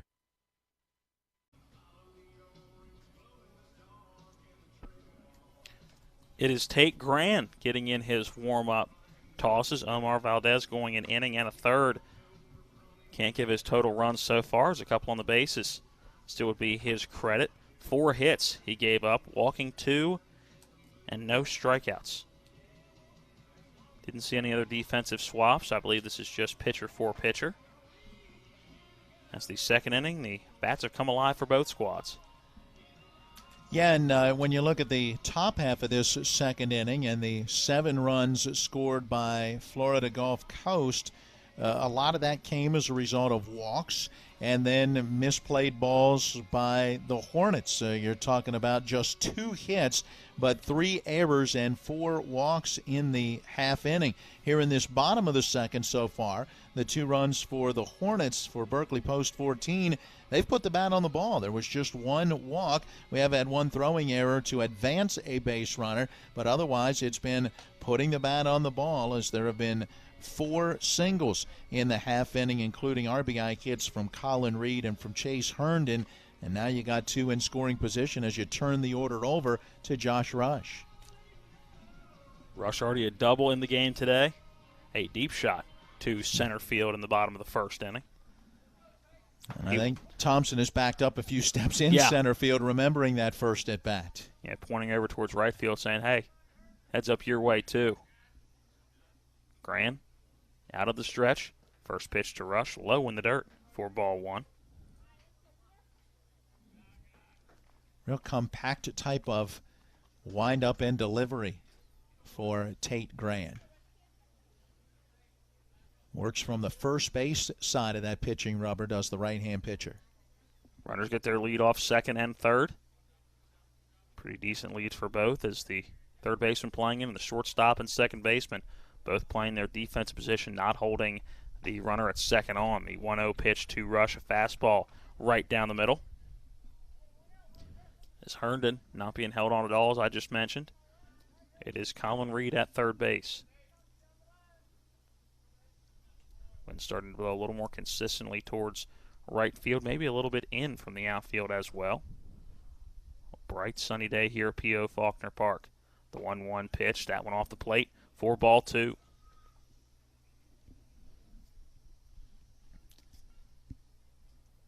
Well, we have seen a lot of patience at the plate for these hitters, and we've seen pitchers now on both sides who have labored with their control, being able to hit the spots they're looking for. Grant taking his time between pitches. No rush to his delivery at all. Looks back at second once. Now ready with that 2-1 delivery. That one below the knees for ball 3. Valdez wasn't necessarily speedy with his delivery, but did not take the time between pitches like we're seeing from Tate Grant. Looks in, gets the sign for the upcoming pitch. Comes set. Ready with the 3-1. Here it is. This one chopped back up the middle, hitting the lip and then dying into center field. One run is going to come in to score. That's Reed from third, and coming in from second is Chase Herndon. And post 14 back within 3 at 7-4 on the 2 RBI single for Josh Rush. Coach Tripp Tobin has to love what he is seeing, the fight from his team to give up 7 runs in the top of the inning. You know, would have been easy maybe to get into this bottom half of the inning and go 3 up, 3 down. The momentum clearly on the side of Florida Gulf Coast, but a leadoff single from Riley Bubb, a walk, and then 3 more, make it 4 straight singles, the only out recorded on a base running mistake. Berkeley Post right back in it. The batter's Kyle West takes strike 1 on the outer edge of the plate. And, yeah, Matt, that one, a pretty consistent hop going back up the middle of the infield. Hit that lip right in front of second base and just died immediately and rolled into center field. Not much that Jay Cornier can do about that. Timing up that bounce, and then right as it gets to him, immediately just flattens out. The count 0-1 to the lefty West. Here comes that 0-1 pitch as Rush is on the move, a swing and a miss at the plate, and a wide throw, pulling the shortstop off the bag, but a good backup by the second baseman, Logan Covey, to back up that play. It's Josh Rush now in scoring position with the stolen base. And Kyle West chasing that pitch really just to protect the base runner and make it that much more difficult for the catcher, Edwin Rodriguez. But now West down in the count 0-2, but a guy that doesn't strike out a lot. So you know what he is able to do up there even with the 2 strikes on him. I think Rush getting a little dirt in that mitt on the left hand. 0-2 the count to the big lefty Kyle West. Third pitch of the at-bat coming up. Here is that 0-2 pitch. Fastball low and inside, ball 1.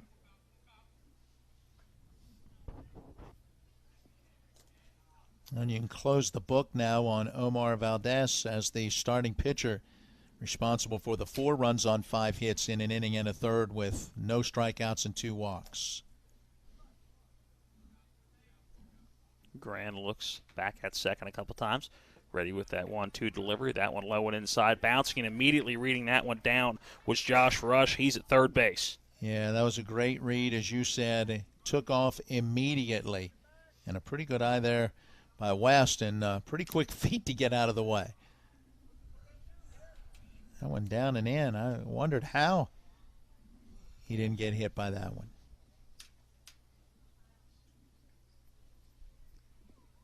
Runner just 90 feet away now as the 2-2 pitch coming up to Kyle West. This one a chopper to the right side. That'll score the run and make it him at first base, but beat by a step. Maybe not even a step. It's a good play coming in by Logan Covey at second base. Made the throw on the run, and West with that extra step being the lefty, almost able to leg that one out either way. It'll be a run driven in for Kyle West, and the Hornets back within 2 at 7-5. 12 runs scored in the second inning so far combined. 13 RBI on the season now for West through 3+ games with that RBI ground out, and as you said, barely out on that slow bouncer. Brings up Trey Sign. Sign drew a walk on 4 pitches, his first at bat. Swinging at the first pitch he sees here and lifting it foul out of play. Over top of our heads. Yeah, nice swing at a high fastball. Almost jumped at that one. He stands back in. Kind of taps that front foot, a slightly open stance. Front foot a little more towards third base than the back. Has to duck out of the way of this one. The 0-1 above the head are really coming.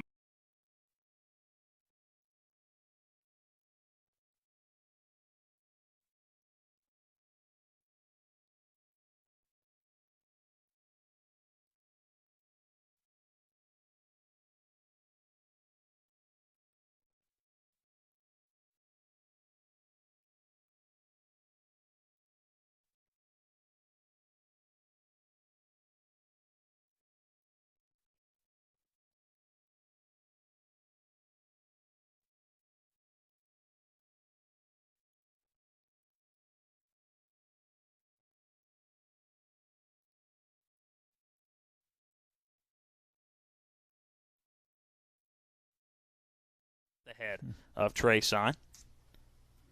County.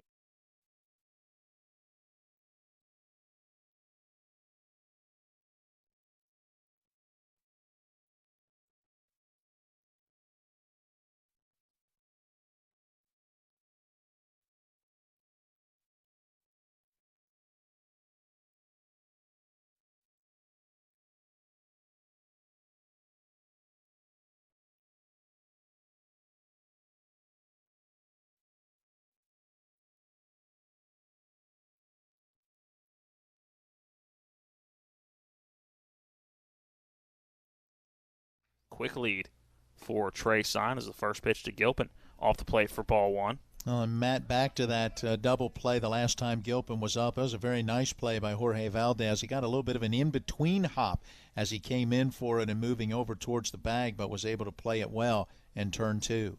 Here comes the 1-0 pitch, fouled and hung on to by Rodriguez at the plate for strike one. Count even at 1.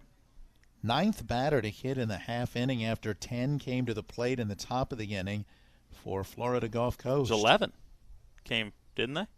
That's true, yeah. Yeah, they bat remember 10. They have the extra hitter. So it was 11. A little bit different. A sign on the move with the pitch, but fouled off at the plate by Gilpin, hitting the netting just in front of us. Trip Tobin working that hit and run early, isn't he? Hey, worked it to perfection with Chase Herndon at the plate earlier in this half inning. Why not try it again? Sign with good speed, Gilpin good bat control. Grand comes set. Quick look over at first base and Sign on the move again. This one bouncing over the shoulder of Rodriguez, and that's an easy steal for Trey Sign of second base. That one bouncing about 4 or 5 feet in front of home plate. Edwin Rodriguez dropping to a knee, but didn't have to block that one. Would have been better off just staying in his crouch and letting that one hit the chest. Bouncing over his right shoulder. Yeah, he did everything he was supposed to do defensively as a catcher. It's just that hop ended up going right up over top of him. Grand looks back at second base. It's the second baseman, Covey, coming over behind the bag. Here comes that 2-2 pitch. Fouled off by Gilpin. Count will stay 2-2. Second time he sent one back our direction. Must have done something to annoy him.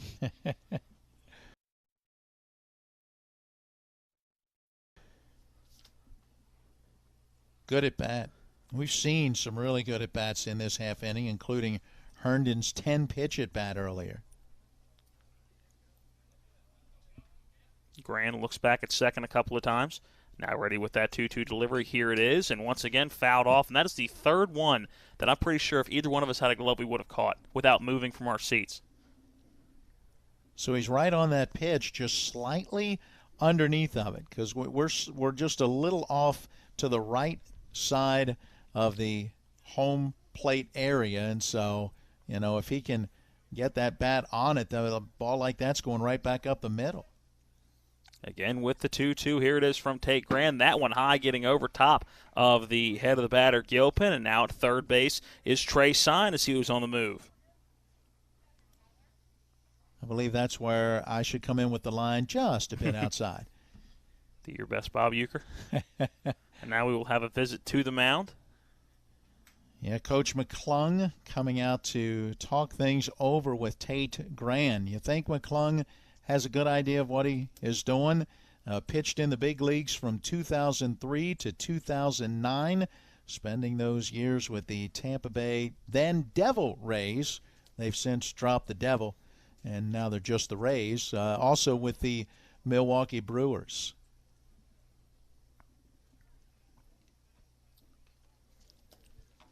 And you would, I don't want to say you expected this game to be a little tighter than it is, because it's still a 2-run game, but not sure when you looked at what we heard about him, especially about pitching in Florida coming up. We were talking to him off mic just before we got on the air, and he goes, yeah, we usually got some good pitching, but the bats are pretty good up here in West Virginia, and we're seeing bats from both sides here, and we're just seeing pitchers that really are struggling to dial in, I think, for the most part in this one so far.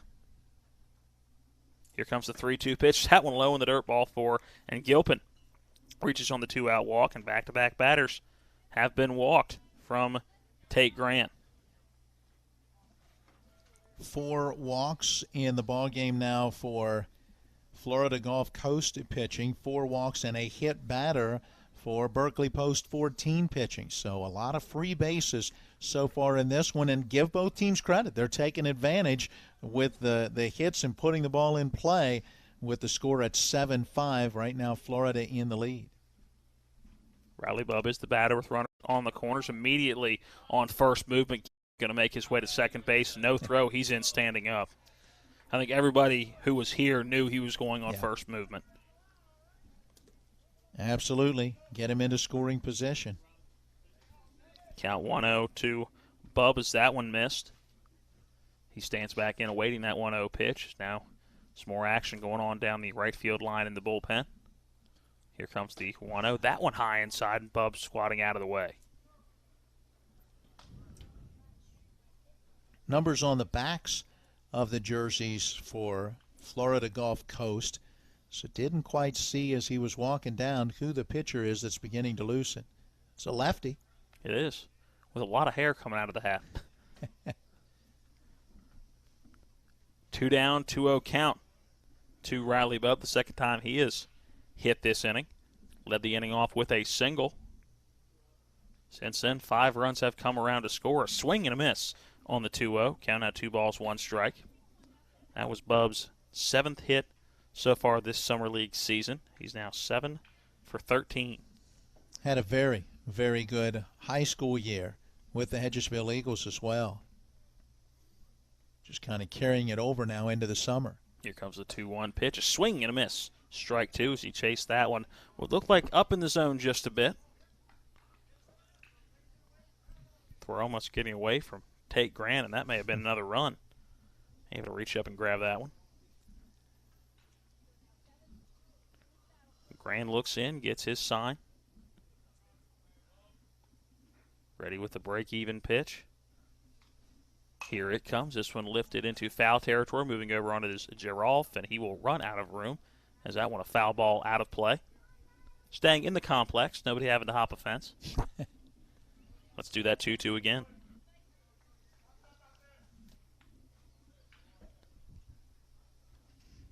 Tying runs in scoring position after giving up 7 in the top of an inning to answer the way they have in the bottom of the inning. Those are 2 very big runs right now. Bubba waits the 2-2. Here it comes, a fastball, and he rips this one fair down the third base line. 1 run at sign coming in to score, being waved around, and coming in to score from second base is Tyler Gilpin. Throw down to second, and they get him at second base, but not after. It is a 2 RBI single for Riley Bubb, tying this one up at 7. We'll go to the third inning when we come back, see if the bats stay hot for both teams. We're tied at 7 between the Gulf Coast Prospects and Berkeley Post 14. Whatever your celebration, take it up a notch with Patriot Fireworks. From novelties to mortars, Patriot has it all in 2 fully stocked, convenient locations. 67 Explosive Place in Bunker Hill or 4812 Gerrardstown Road off I-81 Exit 5 Inwood. For the best selection of firework brands and varieties at fair prices, go to Patriot Fireworks, the oldest fireworks store in West Virginia, established in 1990. Check out their Facebook page or phone 304-229-3500 for Patriot Fireworks in Bunker Hill and Inwood.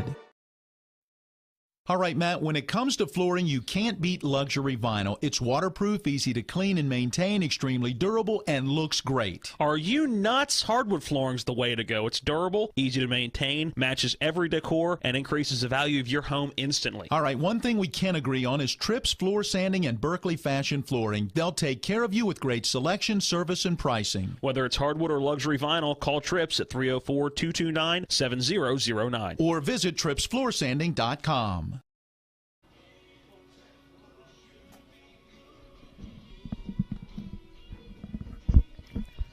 Welcome back in, as it looks like it is still Thomas Butchka on the mound. Be his second inning on the mound. So he came in relief of Braden Stottlemyre in the first inning, who left with a lower leg injury on that left leg. A sharply hit ball right back up the middle, and now let's see if the bats stay hot, or the offense stays hot at least. It was 14 combined runs just in that second inning alone, 7 in the top of the second inning for the Gulf Coast Prospects, and 7 in the bottom of the second for post 14. Okay, but it was done in two different fashions. It was. So let's see if the bats stay hot for Berkeley post 14, who scored their 7 runs on 7 hits, and if Berkeley can get some more consistent pitching and play a little better defense, because the 7 runs have scored on only 2 hits for Gulf Coast. First pitch swinging for Paxton Hacks. He sends one in the middle of the infield and no play as Josh Rush coming in just trying to field that baseball. By the time he comes up with it, Hack is already standing at first with a leadoff infield single. There you go. It's not about how hard you hit it, it's about where you hit it. And there's a situation where Hack pounded that one right down into the ground. And once it was over the head of Budka on the mound, there was no chance for a middle infielder to get to that one and make a play. Hack gets that leadoff first base. Budka, lefty on the mound. Had a pretty big lead at first base for a lefty on the mound. Here's a delivery, and that breaking ball well above the catching mitt of Aiden Melton. It's an easy steal of second base for Hack. First pitch goes to Jay Cornier, and you could tell by the rotation of that baseball, that was a breaking ball that didn't have the best grip on it. Yeah, I'd go wild pitch on that one. I mean, Milton did everything he could to get up there He and leaped. get to it, yeah. No doubt about it. 1-0 the count to Cornier. Here comes that 1-0 pitch. That one a little bit lower than the previous pitch, but still out of the zone. About letter high for ball 2.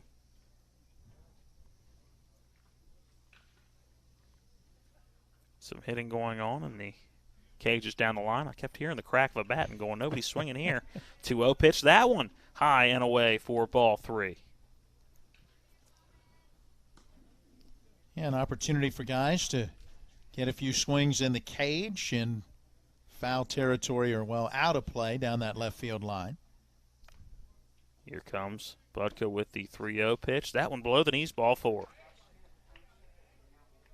We asked coming into the inning if things would continue as they were with some hot hitting and, in this case, walks and miscues, and we're seeing it right now.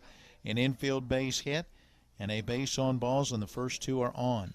Batter now, Edwin Rodriguez. A runner in scoring position, 2 runners on. Here comes the first pitch, and that gets him right square in the middle of the numbers. Yeah, not what you wanted right there if you're Thomas Budka. Now the base is loaded with nobody out. Drew Girolf is the batter. He walked his first at-bat, and now Coach Walls, another conversation on the mound, is looks like he may even be demonstrating foot placement. He uses that left foot and is kind of indicating where he wants Budka to stand on the pitching rubber. Matt, as that conference continues, we say thanks to sponsors for Hornets baseball, Patriot Fireworks and Ridgeway Mini Storage, along with Lawn Doctor of Berkeley and Jefferson Counties, Mountaineer Kitchen and Baths, Shenandoah Veterinary Hospital, Smallwood Small Insurance, the Berkeley County Health Department, Trips Floor Sanding and Berkeley Fashion Flooring, and the Cider Press Restaurant at Taylor's Farm Market. Lefty Girolf stands in with the bases loaded. First pitch almost gets him. So he bails out of the way and picks up that front foot to get it out of the way. Ball 1. Girolf drawing a base on balls and scoring a run his first time up. Here comes the next pitch, and that one almost gets him. Ball 2. Girolf walked on the 6th pitch of the at-bat just an inning ago. Stands in, and he's got to wonder if he should back off the plate a foot or 2. Here comes that 2-0 pitch. This one low and away, ball 3. Girolf, one of the elder statesmen for the Florida Gulf Coast prospects. A graduate a year ago, has already gotten in a year at Maple Woods Junior College. Here comes the 3-0 pitch. The fastball catches the outer edge of the zone. Definitely not the old automatic. No. But a strike nonetheless. Now a hitter's count to Girolf. As you say, catches that outer zone. Here comes the 3-1 pitch. This one right down the middle and fouled off right at home plate. Now a full count. Second full count that Girolf has seen today. Now one from each pitcher. And a big pitch coming here from Thomas Budka. Can you get this out with the bases loaded, nobody out. Here comes the payoff pitch on the 3-2, ball 4, and that's going to walk in a run. And now back out in front is the Gulf Coast prospects. Still nobody down here at the top of the third inning. Well, the scoring continues, and what we thought would likely be more pitching-dominated games here today. So far, I don't think we've seen a pitcher yet that's truly in a groove. No. Back to the top of the order. It's Logan Covey as he takes ball 1. The number of base on balls and free bases given out in this game can leave an odor. I agree with you. The 1-0 pitch lifted foul, and that one going to get out of play back over towards the ticket booth. Count even at 1. It was an infield single and an RBI for Covey, his last at-bat. So he is 1 for 2. And up for a third time in the third inning. So he has gotten a chance now to swing the bat in each of the first 3 innings. The 1-1 pitch, that one misses just low for ball 2. Can that continue? Can he have 7 at-bats by the end of this game? Going to be a lot of runs on the board if that happens. Sure, it has happened before as the 2-1 catches the inside corner for strike 2. We got someone loosening in the bullpen for Berkeley Post 14, and that looks to be Caden DeLauder. No, that's a 21, not a 27, so that would be Memphis Elliott. Or what'd you call him earlier in the year? No, don't worry about it. Payoff pitch on the 3-2, that one low in the dirt, ball 4. So another run going to be walked in. And to start this inning, an infield single for Hack. He's come in to score. A walk for Cornier, a hit by pitch by Rodriguez. Giralf walks, and now another walk for Logan Covey. Well, these are tough for a defense. You know, when you're out there in the field, you're waiting for a ball to come your way, and you don't get that opportunity when guys are walking. No chance to get an out. There's a strike to Chris Thompson, the first pitch that he sees. Thompson reached on an error his previous at-bat, fouls this one off out of play. Just to our right over top of the bleachers. Count 0-2. Budka needs an out. Ahead in the count. Needs to get this batter.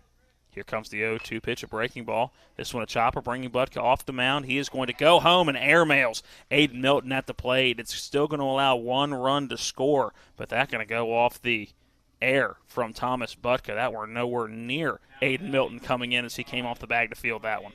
No, not at all. And so that will be a fielder's choice that allows Thompson to reach at first, and then the throwing error allowing the run to score, and the bases remain loaded. It's Giralf at third. At second is Covey, and at first is Chris Thompson. Brings up Jorge Valdez. First pitch to Valdez. A fastball for strike 1. Now a little tailing action coming in.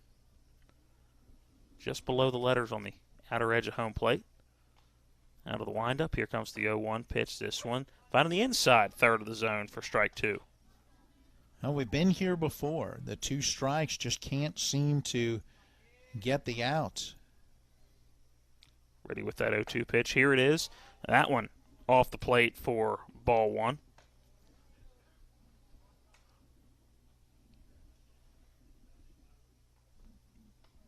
As Budka toes that pitching rubber. Out of the windup with the 1-2 pitch, a breaking ball low and inside for ball 2. Good block by Aiden Milton. Everybody stays where they are on the bases. You know, Milton popped up and looked Giralf back to that third base bag. Bluffed as though he might throw, but a good decision not to. Break-even pitch coming up on the 2-2. Here it is, that fastball off the plate, ball 3. And now Budka a pitch away from possibly another walk. It has been the story of this inning. Story of the last 2 innings for the Hornets. The 3-2 pitch, that one fouled off back over towards the Hornet dugout. Ricocheting back in off that brick wall. Let's do the 3-2 again. Yeah, Budka pulled the string. had him out in front. Valdez still able to make some contact and stay alive.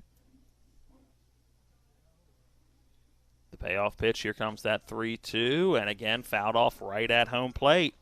Able to stay alive. Reached on a error's last at-bat, was hit by a pitch his first at-bat. And still nobody out here in this third inning.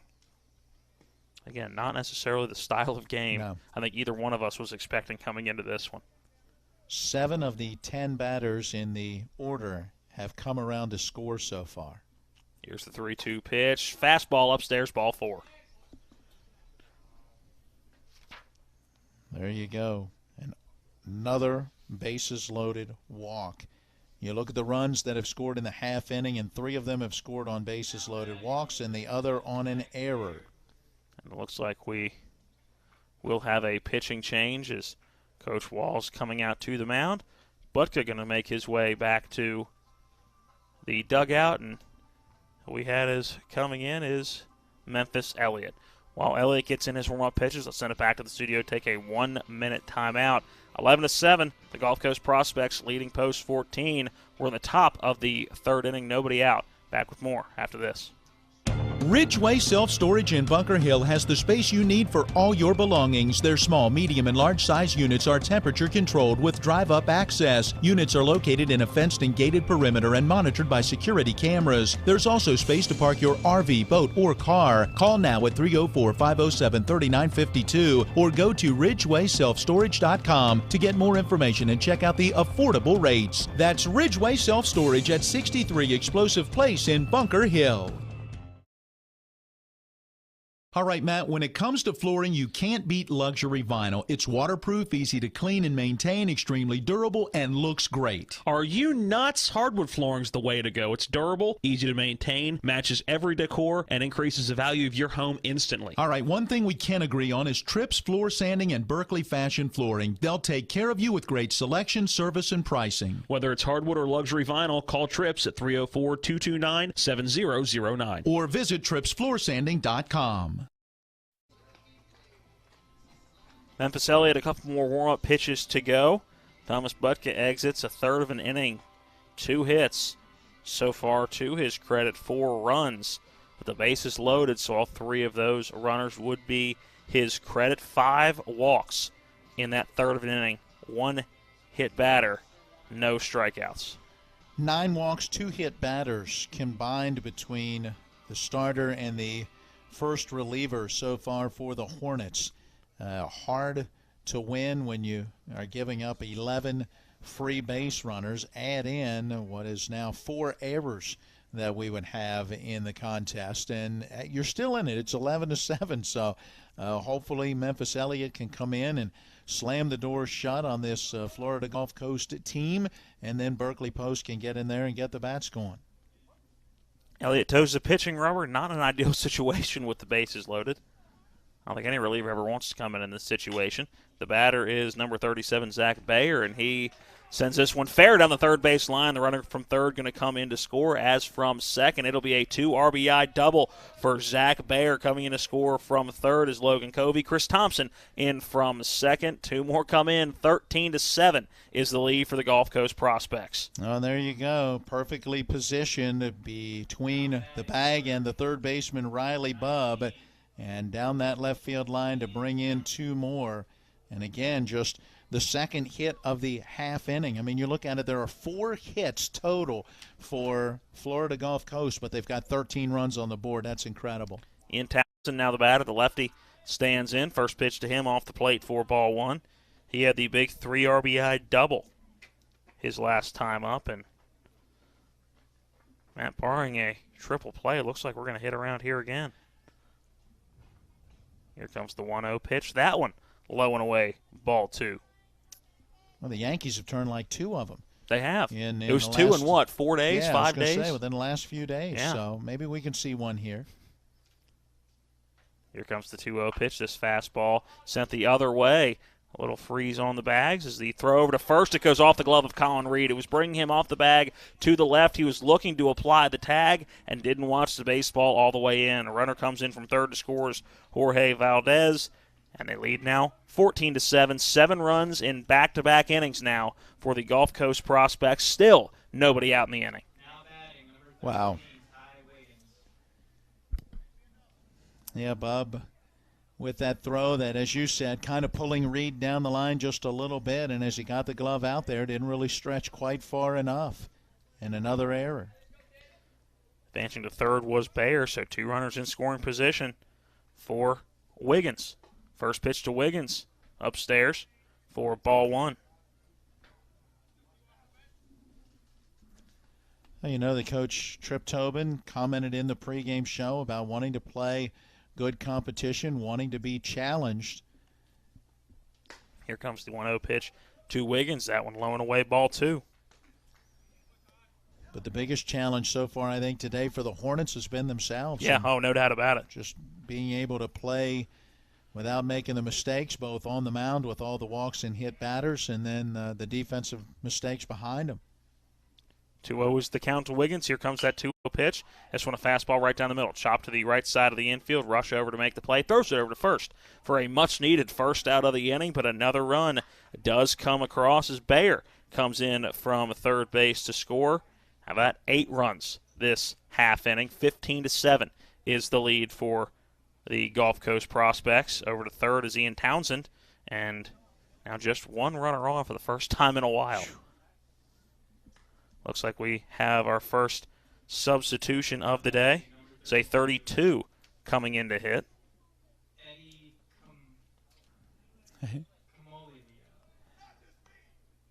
Is that Eddie Camelilla, who is coming in wearing 32?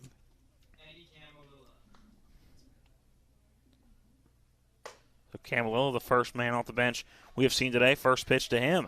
Misses with the fastball for ball 1. Strike out the 5, make it a 3.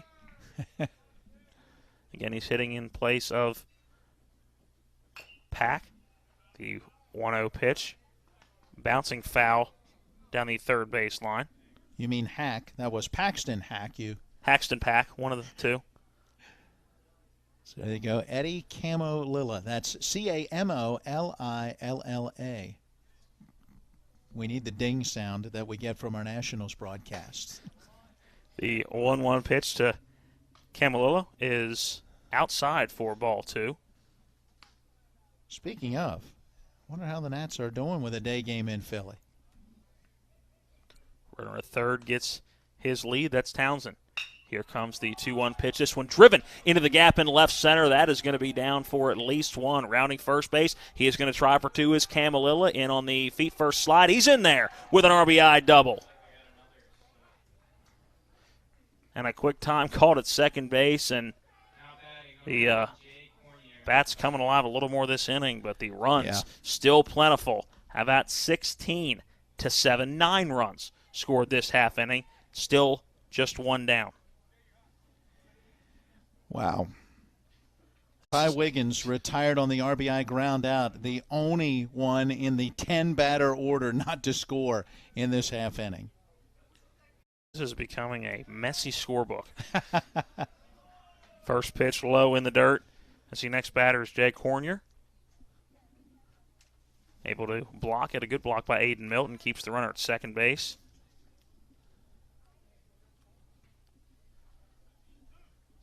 As everybody who has gotten on this inning has scored. This one a ground ball over to short. Kyle West up with it. Fires across the diamond. A low throw. Is Reed able to hang on to it? He is. Yes. Good pick out of the dirt for out number 2. A much-needed ground ball out there. The runner does advance from second to third with the play in front of him.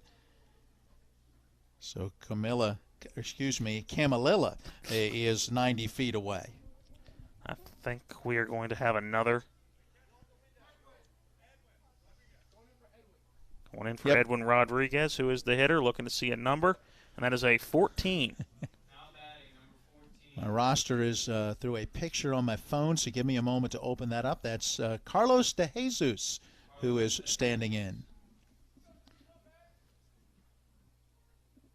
So De Jesus awaiting his first pitch of this game. First pitch swinging, sends this one into right field, moving up in onto this Tyler Gilpin, and he makes the play to retire the side, but not after 9 runs come around to score in the top of the third. That's 16 over the last 2 innings for the Gulf Coast Prospects. We'll see if the Hornets can duplicate their 7 runs in the bottom of the second. When we come back, it is 16-9, the Prospects leading our Hornets. All right, Matt, when it comes to flooring, you can't beat luxury vinyl. It's waterproof, easy to clean and maintain, extremely durable, and looks great. Are you nuts? Hardwood flooring's the way to go. It's durable, easy to maintain, matches every decor, and increases the value of your home instantly. All right, one thing we can agree on is Tripp's Floor Sanding and Berkeley Fashion Flooring. They'll take care of you with great selection, service, and pricing. Whether it's hardwood or luxury vinyl, call Trips at 304-229-7009. Or visit TrippsFloorSanding.com. Established in 1974, Shenandoah Veterinary Hospital has been serving the needs of the community's pets for nearly 50 years. Our pets are an important part of our lives and deserve a lot of care and love. Trust Shenandoah Veterinary Hospital to help them live the happy, healthy, long lives each deserve. That's Shenandoah Veterinary Hospital, located at 1152 Shepherdstown Road in Martinsburg, or give them a call at 304-263-2112.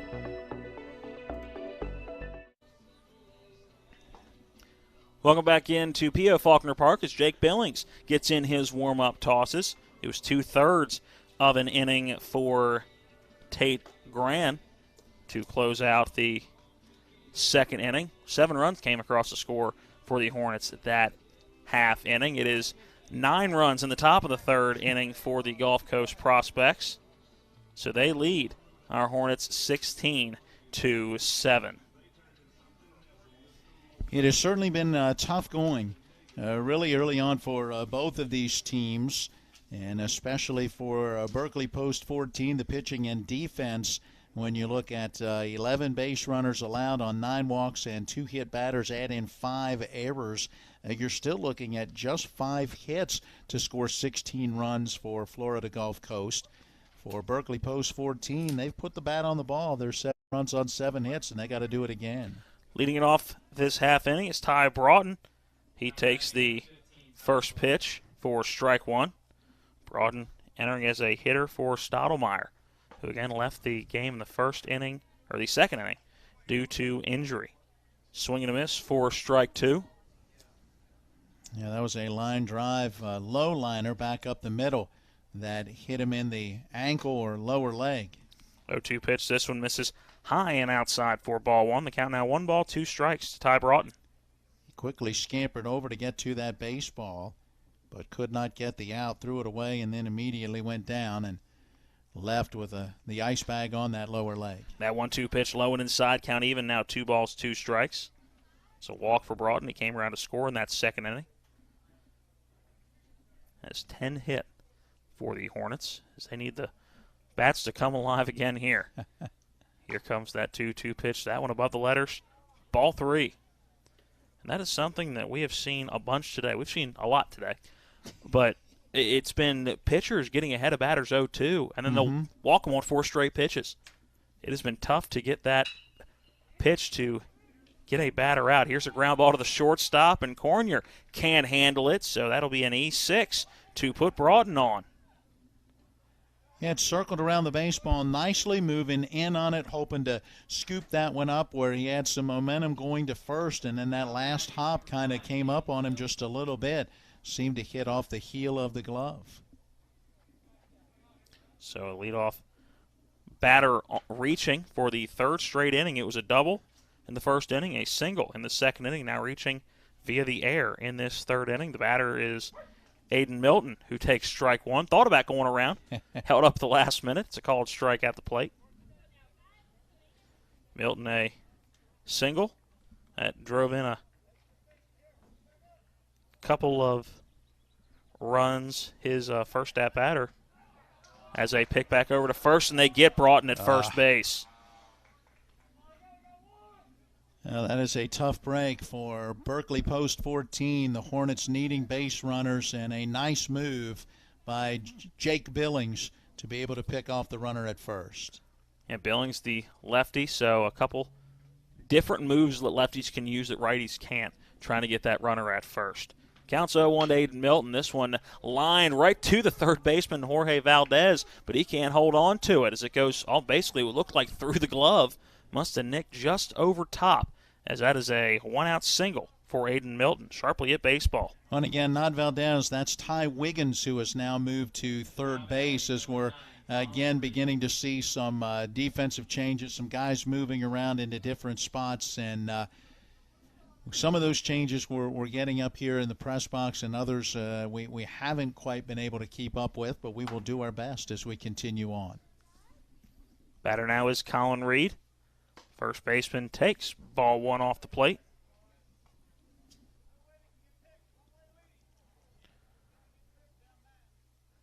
Coach Tobin yelling out, hey, don't get picked off again. Lead's got to be short enough, you ain't going to get picked off. That lead at first for above, relatively short as the 1-0 pitch comes in to Reed. That's a called strike at the knees. 1-1 the count to the number 8 man in the order. Billings comes set. Quick glance over to first. Now the delivery on that 1-1. This one lifted into center field. Going back on it is the center fielder, and he will camp underneath of it to make the catch for out number 2.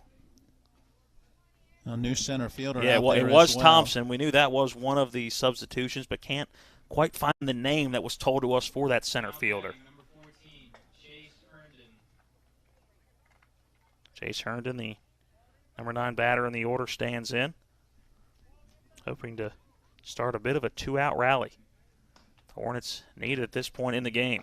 First pitch to him is a called strike one on the outside corner.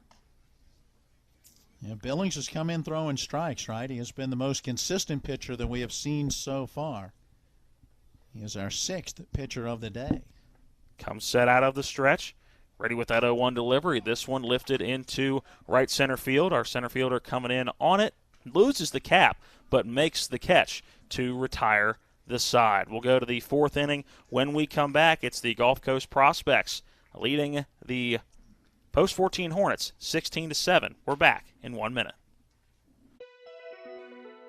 Established in 1974, Shenandoah Veterinary Hospital has been serving the needs of the community's pets for nearly 50 years. Our pets are an important part of our lives and deserve a lot of care and love. Trust Shenandoah Veterinary Hospital to help them live the happy, healthy, long lives each deserve. That's Shenandoah Veterinary Hospital, located at 1152 Shepherdstown Road in Martinsburg, or give them a call at 304-263-2112. All right, Matt, when it comes to flooring, you can't beat luxury vinyl. It's waterproof, easy to clean and maintain, extremely durable, and looks great. Are you nuts? Hardwood flooring's the way to go. It's durable, easy to maintain, matches every decor, and increases the value of your home instantly. All right, one thing we can agree on is Tripp's Floor Sanding and Berkeley Fashion Flooring. They'll take care of you with great selection, service, and pricing. Whether it's hardwood or luxury vinyl, call Trips at 304-229-7009. Or visit TrippsFloorSanding.com. As we welcome you back into P.O. Faulkner, it is a day of offense, or at least a day of runs. It has been scattered offense with errors and walks and just about everything you could possibly see in a baseball game, all the way to pickoffs at first base through the first 3 innings here. 7 runs apiece in the second for the Florida Gulf Coast Prospects and the Post 14 Hornets. It was 9 runs in the top of the 3rd inning for the Gulf Coast Prospects, and the Hornets go scoreless in the bottom of the 3rd. Matt Crawford here with you. Spencer Dupuis, our on-site producer. It is Colin McLaughlin back at the studio, and our cameraman is Donald Kenny. Back in with your play-by-play for inning number 4, Matt Miller. All right, we have a pitching change for Berkeley Post 14. The Hornets giving the baseball now to Joe Paulson. He will become the 4th pitcher so far in this one. All right, are you ready for the storyline? And ladies and gentlemen, this is through 3 innings. All right, are you ready? Florida Gulf Coast, 16 runs on just 5 hits, committing 2 errors, stranding 4 and leaving 3 in scoring position for Berkeley Post 14. 7 runs on 8 hits, committing 5 errors. They have stranded 2, and neither one of those were in scoring position. You're talking about a 7-run second inning for both of these teams. Neither team scored in the first, And then in the top of the third, 9 more for Florida Gulf Coast. In the bottom of the third, Berkeley post 14 goes scoreless. And, well, that's where we stand as we get inning number 4 underway. And let's see if Joe Paulson can come in and throw some strikes, as we have seen 9 walks and 2 hit batters through the first 3 pitchers. And really that through the first 2. Pretty decent job. Memphis Elliott coming in. He did give up a couple of hits, 2 runs scored. There was an error in there as well, as he was able to work through his 1 inning in relief. No strikeouts and no walks for Memphis Elliott. So now Joe Paulson toes the pitching rubber, and the first pitch to our number 10 hitter in the order in there for a strike. And we have a new number 10 hitter. Drew Giroff had been in that number 10 spot. He wore a 30. This batter has taken the O off that 30. It's just number 3. He swings and misses, and it is 0-2. Our roster not in any sort of numerical order, so that is Hunter Davis who stands in. And Davis takes an off-speed pitch, that one high and outside. So Hunter Davis getting things started here in this 4th inning. 16-7. Florida Gulf Coast with the lead. Here's the pitch, a swing and a miss.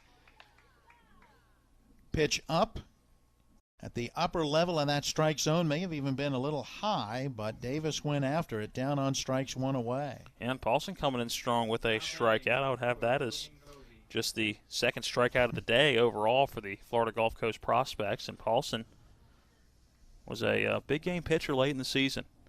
He and Caleb Edwards both pitching well for Martinsburg as the season went along. Brings to the plate Logan Covey. He will duck out of the way of an off-speed pitch up and in for ball 1. Covey in that leadoff spot is 1 for 2. Takes a fastball on the inside corner. 1 ball, 1 strike. He had a ground out to short in the first, an RBI infield single, and a run scored in the second, and a bases-loaded walk to bring in a run, and eventually scored a run in that 3rd inning. Takes here, and it's low and outside. 2-1. Paulson, that kind of hunched over stance on the mound. Bends those knees even in the windup. A little overthrowing there maybe on that 2-1 pitch. That fastball missed high. 3 balls and a strike. He is ready, has the sign from Aiden Milton, and the delivery down low and outside, and there is ball 4. That wouldn't be an at-bat for Florida Gulf Coast if there wasn't a base on balls, right? So this is Jalen Taylor who will come to the plate. He was in defensively in center field in the last half inning and made a couple of catches. He did. Looked good in center field. We were efforting his number, and we had it during the break, the number 2, and he will get out of the way of ball 1 as he's up for the first time. Really kind of had to lean forward. I'm going behind him. There's something in the air that is affecting these pitchers today. It's a beautiful day. I don't know what it could be. 1-0 delivery on the way. This one hit in the air into right field. Tyler Gilpin is under it and will make that play. The runner at first going back, and Logan Covey will be there. 2 away now in the inning. Looks like both sides getting a pitcher in that's able to settle things down a little bit. All right, so we have a new batter who will step in instead of Jorge Valdez. Let's check our roster. And it's Fisher Weeks. First pitch taken for a strike. Yeah, I was told that it is an R at the end, so Fisher Weeks with a chance to swing as we get a throw over to first. And just to give folks an idea of us trying to find these names, it is a picture of a handwritten roster from the Florida Gulf Coast Prospects head coach. Pitch missing outside here 2 weeks, and it is 1 ball and 1 strike. Runner on at first, 2 outs in this top half of inning number 4.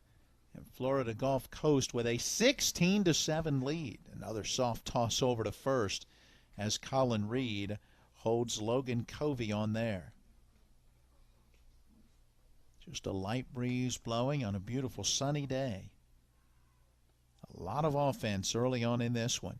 Game scheduled to go 7. We're in the middle of the game. 1-1 grounded back up the middle over to his left. West has it, and the shortstop making that short toss to Josh Rush at second. They'll get the force out of Covey. That out recorded 6-4 will bring the inning to a close. And for the first time since that first inning, Florida Gulf Coast does not score. We'll head to the bottom of the 4th after this 60-second break. Is Florida Gulf Coast 16, Berkeley Post 14, 7. Whatever your celebration, take it up a notch with Patriot Fireworks. From novelties to mortars, Patriot has it all in 2 fully stocked, convenient locations. 67 Explosive Place in Bunker Hill or 4812 Gerrardstown Road off I-81 Exit 5 Inwood. For the best selection of firework brands and varieties at fair prices, go to Patriot Fireworks, the oldest fireworks store in West Virginia, established in 1990. Check out their Facebook page or phone 304-229-3500 for Patriot Fireworks in Bunker Hill and Inwood. All right, Matt, when it comes to flooring, you can't beat luxury vinyl. It's waterproof, easy to clean and maintain, extremely durable, and looks great. Are you nuts? Hardwood flooring's the way to go. It's durable, easy to maintain, matches every decor, and increases the value of your home instantly. All right, one thing we can agree on is Trips Floor Sanding and Berkeley Fashion Flooring. They'll take care of you with great selection, service, and pricing. Whether it's hardwood or luxury vinyl, call Trips at 304-229-7009. Or visit tripsfloorsanding.com. As we go to the bottom half of inning number 4, Berkeley Post 14 will have the top of the order coming up, the 1, 2, and 3 hitters. And they will face Thomas Byrne, who becomes the 4th pitcher in the contest for Florida Gulf Coast. Very solid inning number 3 for Jake Billings. We wondered if he would stay in. He gave up just a hit, did not allow a run in his inning of relief. No strikeouts and no walks. There was an error behind him to allow a base runner, but Billings doing a nice job of slowing down the Hornets offense that had scored 7 runs on 6 hits in that second inning. So let's see if Josh Rush and the offense for the Hornets gets going again, facing Thomas Byrne. Byrne getting some final instruction from his catcher. That looks to be our 32 that had a hit earlier, which would be Eddie Camalilla. So we believe, I think that's at a 2. Can't quite make out. 2 or 7? Could be a 7, so we'll check on that as the first pitch of the half inning is in there for strike 1 to Josh Rush. I think that's a 7. I think it's a 37 behind the plate. Rush 2 for 2 today, hit by a pitch, and he will take first base. And he'll stay 2 for 2 today. And that one came inside, nothing he could do but take it off the hip, I believe. Yeah, gingerly making his way to first base. Yeah, he's going to high step it out a little bit down the right field line. So a double for Rush in that first inning, and a 2 RBI single, a run scored in the second inning, hit by a pitch now to get this 4th inning underway. I'm with you. Now that I get a little better look, I think that might be a 3-7 on the catcher. That would be Zach Baer, who has moved behind the dish.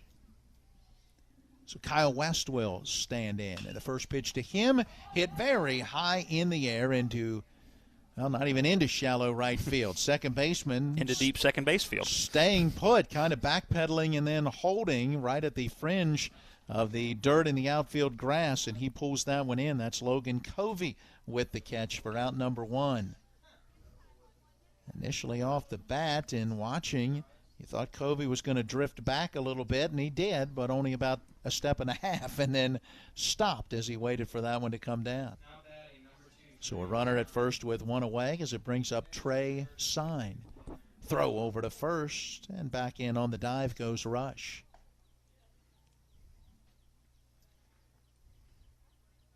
Yeah, Camelilla is our first baseman, so the 3-2 is there. The 3-7 is behind the dish.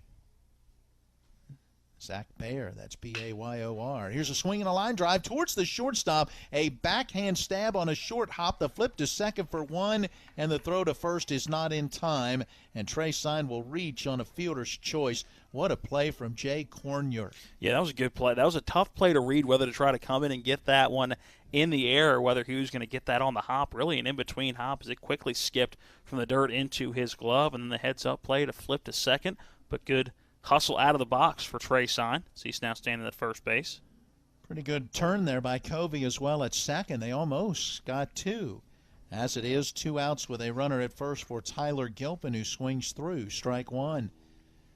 And pitcher and catcher need to get back on the same page as Bayer makes his way out for a quick conference. Well, we have a moment. Can we check in on Washington Nationals baseball? The Nationals with a day game against the Phillies, looking to close out the brief 2-game series with a win, and they're up 11-9. There's something offensive going on in baseball today. Here's a throw over to first as action is back underway. And when getting away from the first baseman. That's your 32 you were looking for. Yeah, that's my Camelillo. Yeah. That one coming off of his glove. I think it even caught a little bit of the runner going back in.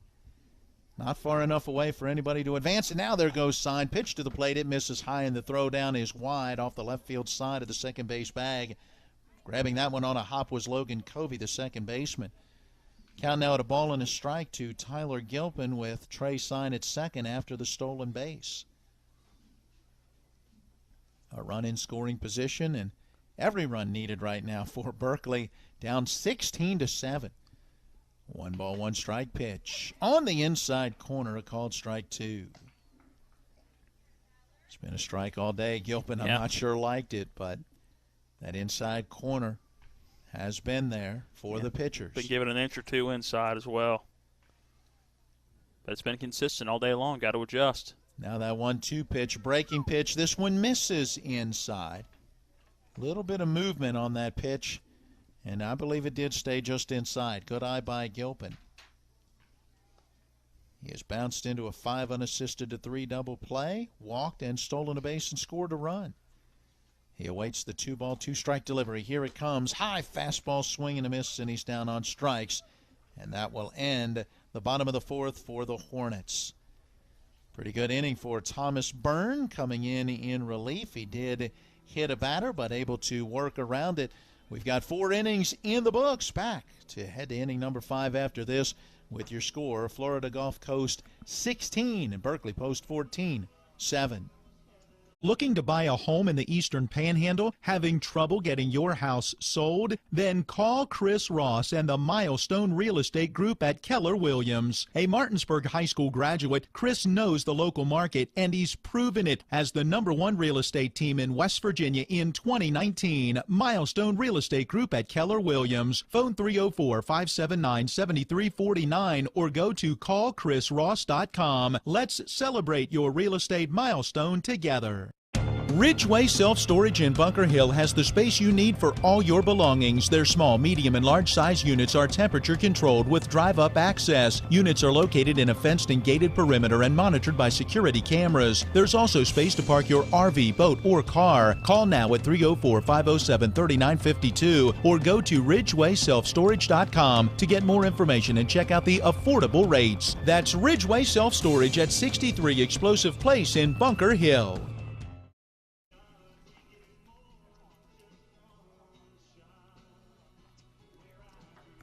Joe Paulson back out there for the Hornets. after a very solid fourth inning in which he struck out a batter, walked a batter, and then retired a pair on a fly out to right and a fielder's choice ground ball up the middle. 13 pitches, all he needed, 6 of those for strikes. One of the most efficient. In fact, I'm looking back through, well, the second most efficient inning so far. It's because Thomas Byrne did a little bit better just setting down the Berkeley Post Hornets. Zach Baer to get it started. Takes that first pitch for a ball. Next one hit in the air pretty deep into center field. Moving back on a Trey Sign. He's there and makes the grab. Good play by Trey in center field. Yeah, Zach Baer giving that one a ride. But as you said, Sign really caught that one off the bat. He did. He immediately turned and met that one directly in stride in center field on a very well-hit baseball by Baer. All right, so we will have another pinch hitter in this situation. See if I can get back to my roster through my phone, and that was a 2-6 making his way into the batter's box. And the first pitch down low and outside, that is ball 1. Batting in the number 5 spot in the order is Tavion Sorrell. Tavion Sorrell. And he takes high, ball 2. So first opportunity to see him at the plate. We'll see if he stays in defensively. He'll take this one as a called strike on that inside corner and probably about letter high. 1 down, nobody on. 2-1 pitch to Sorrell, and that one on the inside corner. Good breaking pitch for strike 2. Paulson has definitely settled down the mound work to this point for the Hornets. Both sides have. I mean, once we got past the the marathon that was the second and third, everybody's settling down a little bit. Ground ball up the middle. Backhand stab for Kyle West. He throws to first in time to get him. Good, strong throw. He is fluid at shortstop, isn't he? I mean, it is all one motion when he's on the move. He's getting the ball on the run. He comes up, and there's no glitchiness in that throw at all. It is one fluid motion coming up and making the throw. He puts everything he's got into that throw, too. But he makes it look effortless. So Ty Wiggins scheduled to be the batter. This is not Ty Wiggins. It is definitely not. As this pitch on the inside corner taken for a strike. Wearing the number 9 is Kai Sit. That is Kai, last name S-I-T. This pitch misses. 1 ball, 1 strike. So Sit with his first at bat. A commit to Glenville State. Swing and a miss at the 1-1. Good pitch breaking down and away from the right-hand batter. Now a ball and 2 strikes. 2 outs, nobody on. Could we have our first 1-2-3 inning? I had to bring it up. 1 ball, 2 strike delivery, and there it is, a called strike 3. Good looking pitch from Joe Paulson, his second strikeout since coming in relief. We will head to the bottom half of inning number 5 after this break with your score. Still Florida Gulf Coast 16 and Berkeley Post 14-7.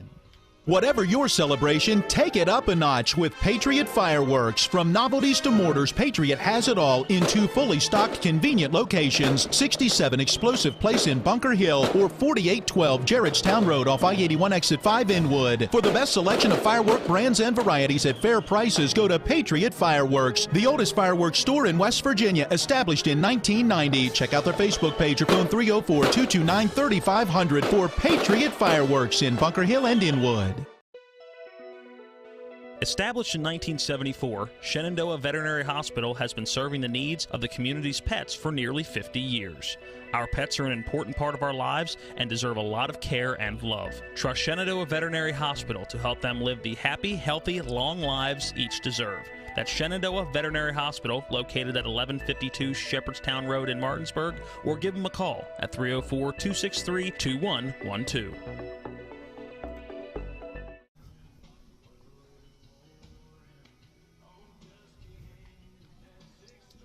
As we go to the bottom half of the fifth inning, our fifth different pitcher towing the rubber for the Prospects. That's the Florida Gulf Coast Prospects, and it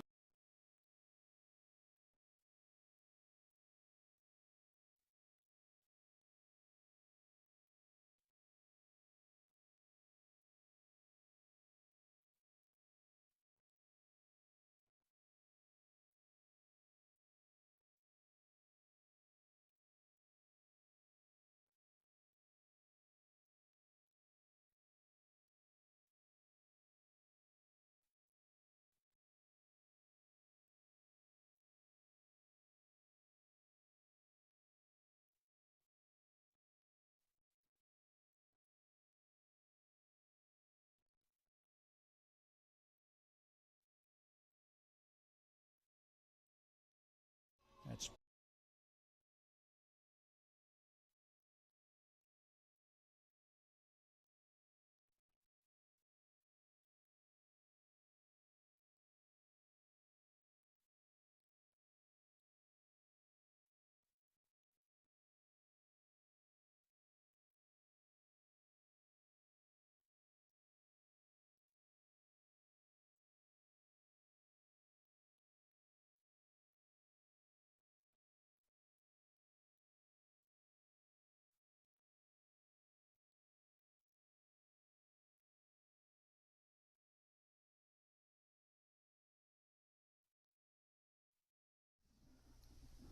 originally in the spot of Braden Stottlemyre, who was the pitcher-designated hitter.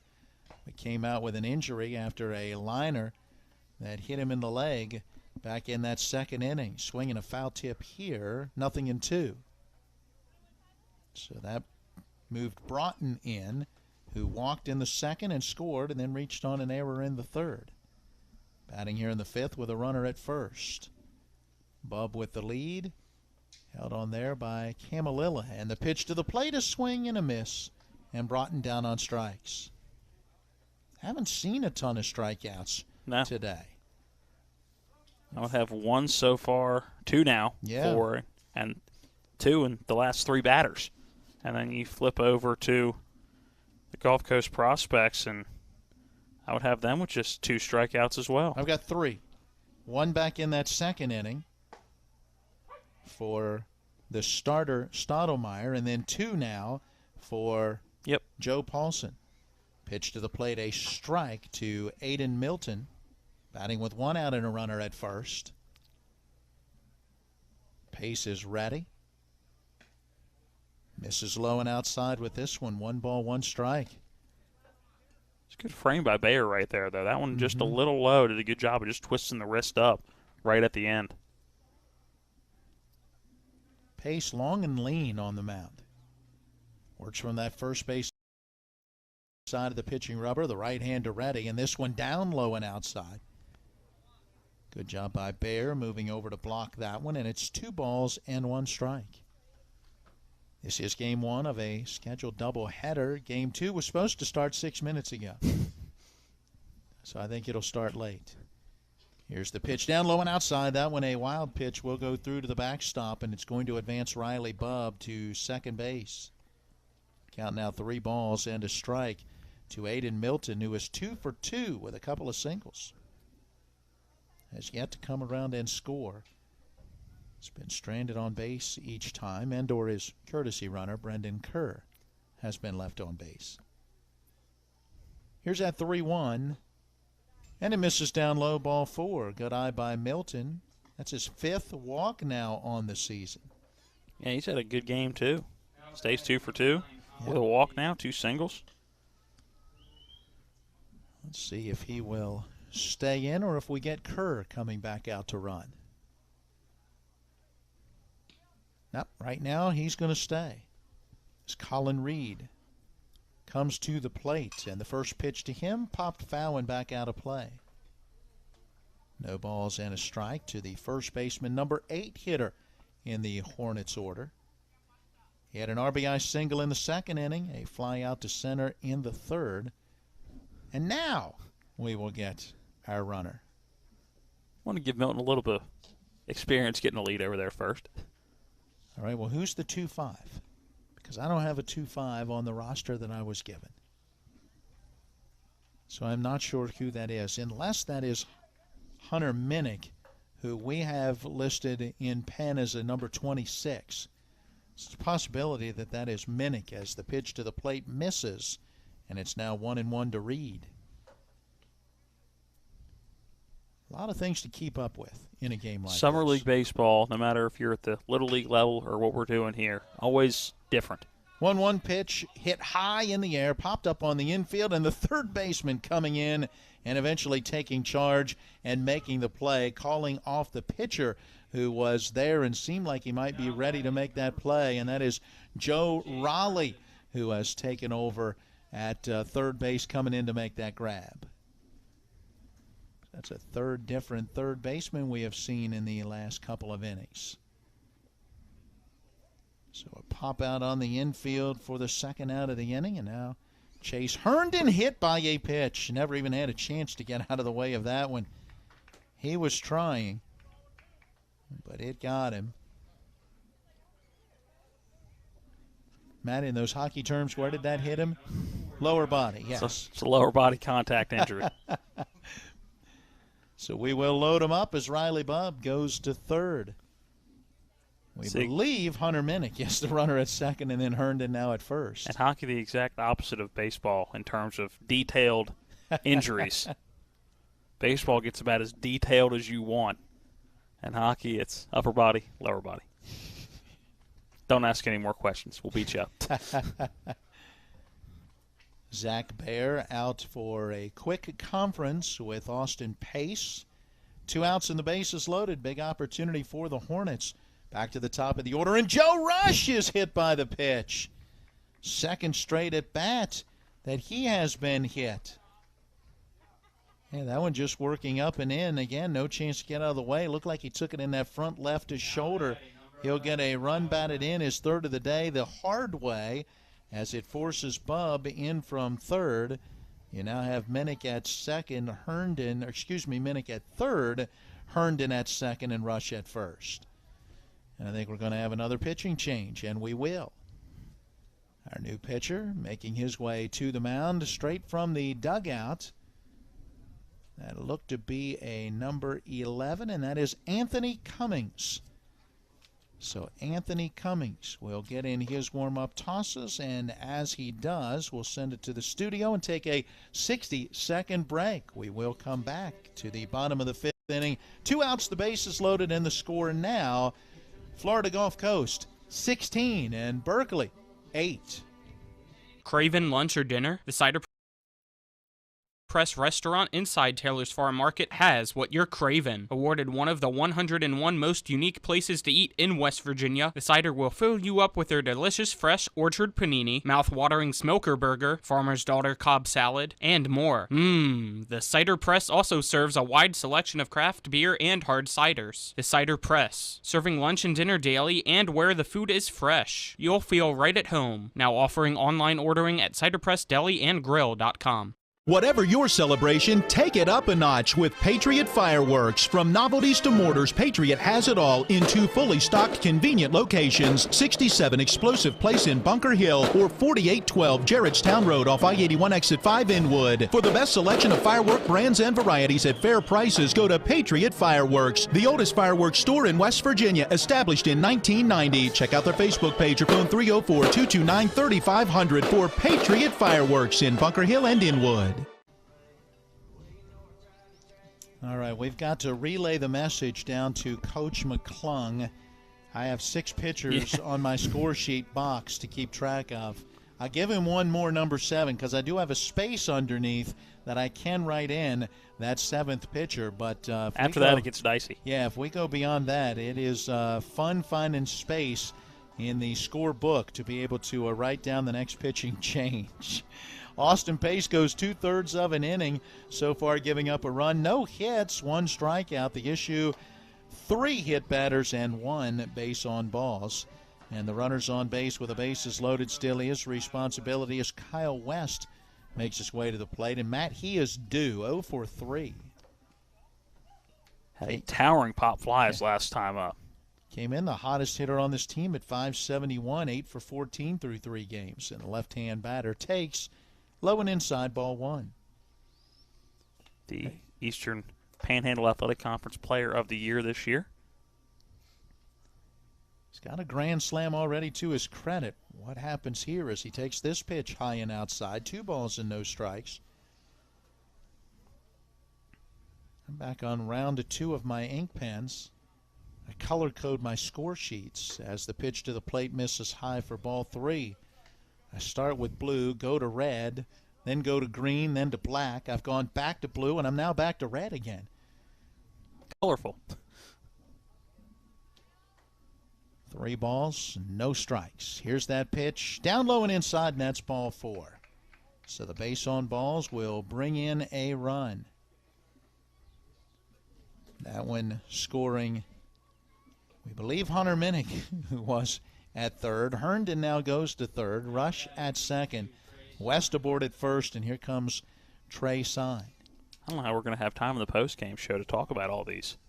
I don't think we will. We'll just hit a few highlights. Here's a strike on the outside corner to Sign. Everybody got on. Everybody scored at some point. I was going to say. A lot of pitchers were used. Just about every spot in the order has done just that. Reach base and come around. This pitch high and outside. 1 ball and 1 strike. There's that thought deep inside of me that both of these teams is holding on to an ace that's going to come out in game 2 is going to be like 1-0, take an hour and 45 minutes. Pitch to the plate, and this one ripped into center field. Moving back on it is Taylor, and he's there to make the grab. Boy, Sign hit it hard, but Jalen Taylor had him played well and able to easily track that one down for the final out of the inning. A couple of runs do cross for Berkeley Post on a pair of bases loaded. Well, 1 walk and 1 hit by pitch. We go to inning number 6 when we come back, and it is Florida Gulf Coast 16 and Berkeley Post 9. This is Eric at Hagerstown Ford. Over the last decade, the way we buy things have evolved. Now, you get on your phone, click Want It, and it shows up at your front door. At Hagerstown Ford, it is that convenient. We've changed the car buying experience on the I-81 corridor forever. And with a return policy better than Walmart, there's absolutely no reason to buy a new or used car, truck, or SUV anywhere else. Just like Amazon, Hagerstown Ford will deliver the vehicle to you, where you are, and on your time. And if you don't want it, return it. No questions asked. Why waste your time at a car dealership playing the dumb back-and-forth games? Besides, we hate it more than you do. I assure you, no dealership from Winchester, Virginia to Washington, D.C. will beat our price. No dealership from Chambersburg, Pennsylvania to Baltimore, Maryland will beat our price. And no other dealership will allow you to return it if you don't want it. Hagerstown Ford absolutely provides the best experience at the best price. Visit HagerstownFord.com to schedule your VIP experience. Click on the vehicle you want and get your new ride delivered to you at no risk. See dealer for details.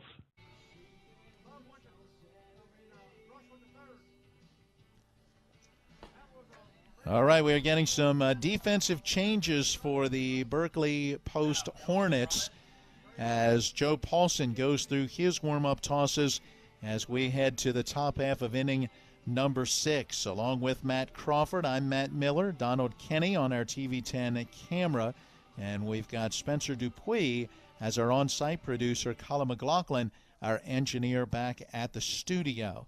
As we go to the 6th inning, Matt, I hope you have some of those defensive changes as we turn the play-by-play back over. Thank you, sir. It was Landon Sifford coming in behind the plate. Brennan Kerr going to go to second base. Josh Rush going over to third base, take over for Riley Bubb. A first pitch swinging for Eddie Camalilla, and he fouls that one off down the third base line for strike 1. Did you get all those? I wasn't even writing at that moment in time. You're killing me. I do have Rush at third. I did get that one. Good job. That's one of 3. You didn't pass that test. No, sorry. I did get Kerr coming in. He's got to be at second since Rush went to third. Breaking ball and a good one at that for Joe Paulson for strike 2 to Camalilla. And it is Landon Sifford now behind the plate. I did get him as well. I just didn't know if I had all of those. Paulson out of the windup. Here comes that 0-2 pitch. It's a fastball. This one ripped into left field. Moving over onto this chase. Herndon sticks that glove out and makes the catch for out number 1. If that one is hit 10 feet in either direction, that's probably in for a double somewhere. But close enough to Chase Herndon. He's able to take a few steps to his right for out number 1. He had a nice play. He had to have a pretty good read on that one as well to be able to track it down. We have a new hitter in here. It was Jay Cornier, who was the hitter all day today. Is a 31 at the plate right now, who takes strike 1. That's our Joe Raleigh, who came in playing third in the last half inning. So Raleigh behind in the count 0-1. Here comes that 0-1 pitch from Paulson. A swing and a miss, and Raleigh quickly behind in the count 0-2. Paulson has pitched very well since coming in that fourth inning. He's given up just a base on balls, has a couple of strikeouts, has not allowed a hit. He's been very effective. Here comes the 0-2 pitch. Good chase pitch, but a good hold by Raleigh. As that one up and away for ball 1. Count now 1-2. Paulson looks in, ready with that 1-2 delivery. Here it is. Breaking ball, called strike 3. Good pitch from Joe Paulson for the strikeout. I'll have that as his third of the afternoon. Yeah, very good mix of his pitches, keeping that hitter off balance at the plate. Not expecting that one, watched it go by. Carlos DeJesus steps in for his second at-bat of the game. He came in the third inning after pretty much the entire lineup hitting in the first, second, and third. Things have slowed to a normal pace here. First pitch to DeJesus. That one low and away for ball 1. As, yeah, the second game of the doubleheader should be about 20 minutes old by now. Here comes the 1-0 pitch to DeJesus, and he takes that one up and away, ball 2. I'm going to ask you to guess, because I bet you have no idea. How many hitters have come to the plate for Florida Gulf Coast so far? I will think on it on this pitch. The 2-0 to DeJesus, that one low in the dirt for ball 3. All right. You can see this. I have it covered. I cannot count. You're not counting. I'm going to go with 14. How about 18? 18 different batters. Here comes the 3-0 pitch to DeJesus, low and inside for ball 4. A 2-out walk and a base runner on for the Gulf Coast Prospects. Wouldn't be a half inning without a walk, right? It would not. I don't think we've had one yet. Actually, we did. There was 1-1-2-3 inning, and that was last inning for Paulson. I've got 11 walks now and 2 hit batters for Berkeley Post pitching. Number 3 stepping in the spot of Hunter Davis. It is Hunter Davis again. Okay. It is. Davis, a strikeout, his last at-bat, and something we saw a lot from Paulson this year. Just can't seem to keep that jersey tucked in. His head coach sticking his hands up in the air 2 spots to our left right now, and he was one of the few in the area that it seemed like about every half inning at some point he's got to completely tuck the jersey back in. It's because he throws so hard, right? That's what it is. It's that motion and how hard he throws. The count is 0-1 to Davis. This one's sent the other way, and that's in for a 2-out single off the end of the bat. Just cued it into left field. Good piece of opposite field hitting for Hunter Davis. Yep, very nice. Pitch a little up and away. He took it to the opposite field. That's the first hit against Joe Paulson. And a little 2-out rally going for Florida Gulf Coast. Logan Covey stands back in the top of the order, one of the few to not be pinch hit for today. It has been just about everybody. I think Zach Bayer, the other one. I'm pretty sure everybody else has seen at least 2 hitters in that slot in the order. Covey stands in with 2 runners on, 1 in scoring position. Here's the breaking ball that gets away from Sifford, but the runners will hold the bases there on. Count 1-0 to Covey. He's been on base all but once, and that was the very first at bat when he grounded out to short. Paulson looks in, delivers that 1-0 pitch. That one just inside for ball 2. It's been a strike a lot of the day. I think it may have been just a little bit low. Looks in, shakes off a couple of times, and long enough that Covey says, I'll play the game here too. Step out and step back in. Paulson comes set, looks back at second. Here's that 2-0 delivery, low and away, and Sifford hopped up and was taking the ball with him. He looks around and just dropped right next to him. Count 3-0. For Covey, an infield hitting a couple of walks, 2 runs batted in, including that bases-loaded walk back in the third. Covey awaits that 3-0 pitch. This one low in the dirt, ball 4. So back-to-back walks, and that's now 8 straight pitches that have missed the zone for Joe Paulson. And you're wondering what happened. You know, he got the line out to left, the strikeout of Raleigh, and then with 2 outs, a 4-pitch walk to DeJesus, and then the single to Davis, and now another 4-pitch walk to Logan Covey. Pitching coach Sam Walls out for a mound visit. He's been a busy man today, jogging back and forth between the mound and the dugout. Seeing something in that delivery of Paulson, who will now go to work on, I believe, Jalen Taylor, correct? Yes. What it should be. It's Chris Thompson in that spot originally. This should be the, I don't have the second at-bat for Taylor. Yes. With the bases loaded. Here comes the first pitch. That one below the knees. Ball 1. 9 straight now have missed the zone for Paulson. Actually, 9 out of 11. Don't forget Hunter Davis sandwiched in between the 2 4-pitch walks. Singled on an 0-1 pitch. Here comes the 1-0 pitch. That one does find the zone. You are correct again. The 10th batter messing up my score sheet. You do something one way for the entire season. Oh, yeah. The 1-1 pitch, a breaking ball, swing and a miss. Good pitch by Paulson. Now ahead in the count 1-2 to Taylor. And now what pitch does he come back with? That same pitch, or does he come back with a fastball? Here it comes. Goes with the fastball, but that one off the plate for ball 2, and we're even at 2. And again, Sifford trying to frame that one, but you could see the glove pull back in a little bit to what would be his left. Here comes the 2-2 pitch from Paulson. Goes with the breaking ball and a called strike 3. 2 strikeouts in the inning, 4 in the game for Joe Paulson. We will go to the bottom of the 6th inning when we come back. The score 16-9, the Gulf Coast Prospects leading the Post 14 Hornets. We're back in 1 minute.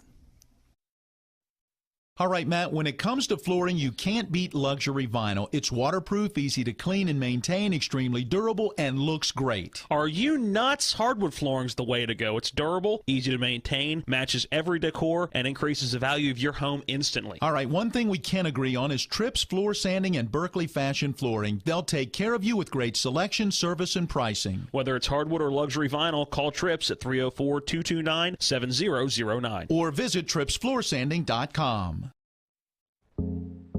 Conveniently located at 440 Williamsport Pike in Martinsburg, Sunset Car Wash's staff specializes in keeping your car clean. From our famous 3-minute cloth wash to our touchless automatic and 6 self-serve bays. We offer whatever preference you have for your car wash needs. If your vehicle could talk, it would say, "Take me to Sunset Car Wash." That's Sunset Car Wash at 440 Williamsport Pike in Martinsburg. Locally owned and operated.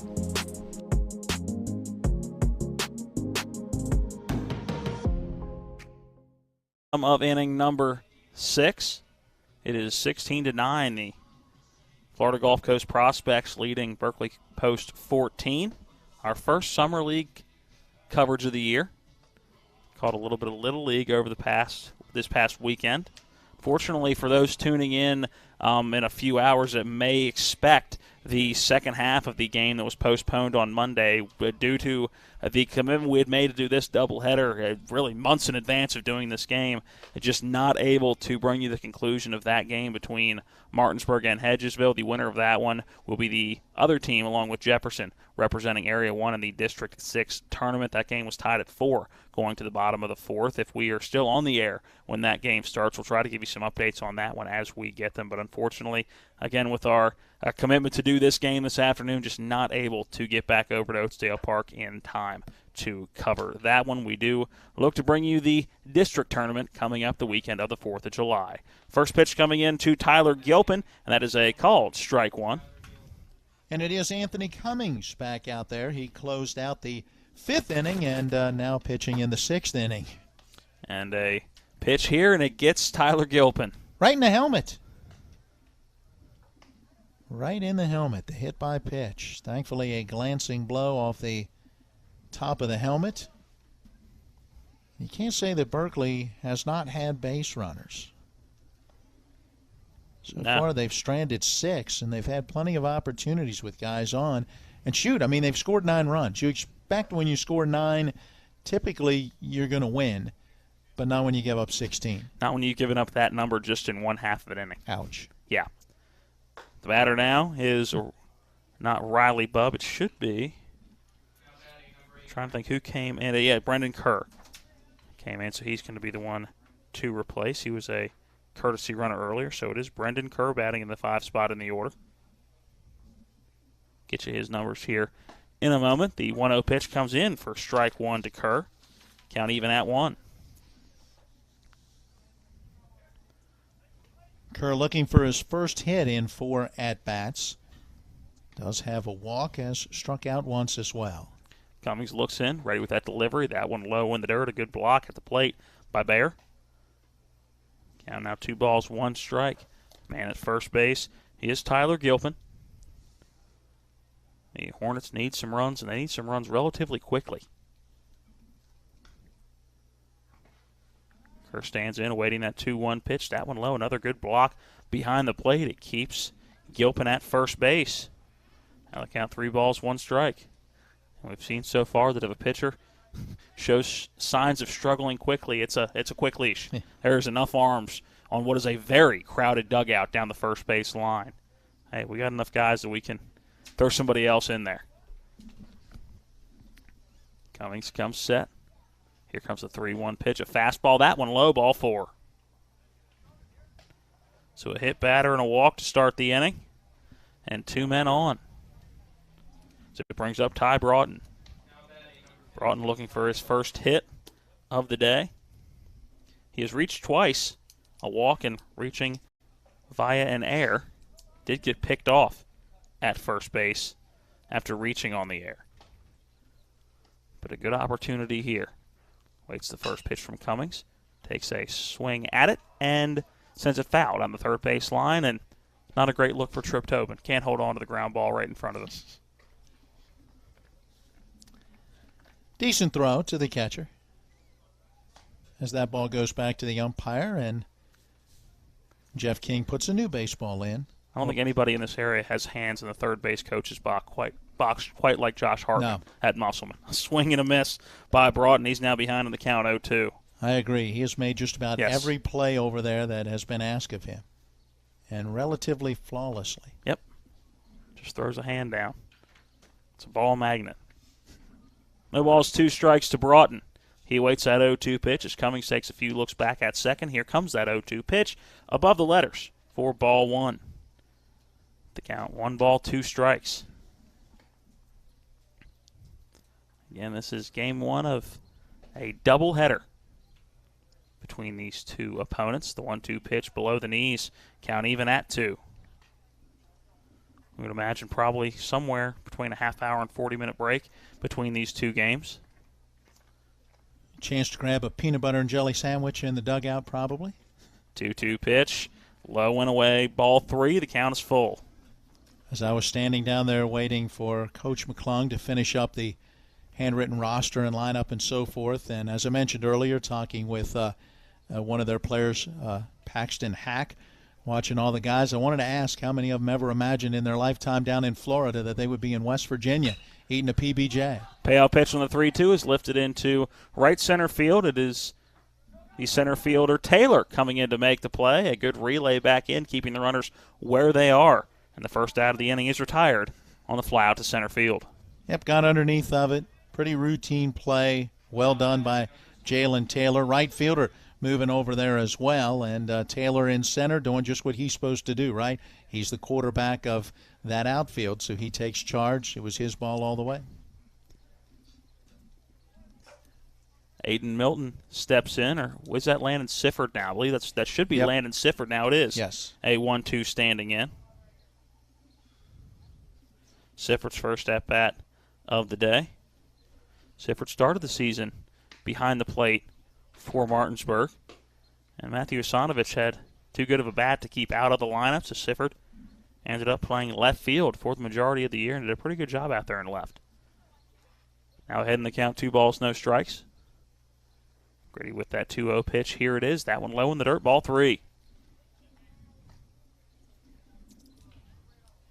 That been a tough inning for Cummings. He walked the first batter that he faced in that 5th before getting the fly out to center to close out the inning.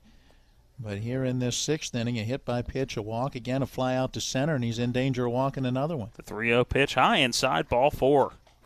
And does just that. So the bases now loaded. And a good opportunity with 1 out for Colin Reed. Reed steps in, has driven in a run already today with a single in the 2nd inning. First pitch to Reed, a called strike 1.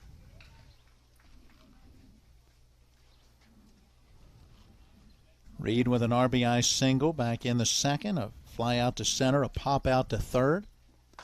Here comes that 0-1 pitch, tailing away off of the plate, count even at 1. Came in with 4 hits in 6 at-bats. So had been hitting the ball well. Here comes that 1-1. Upper edge of the zone, but a called strike 2. Well, now you got to protect. Anything close, or try to foul it off, put it in play, make something happen.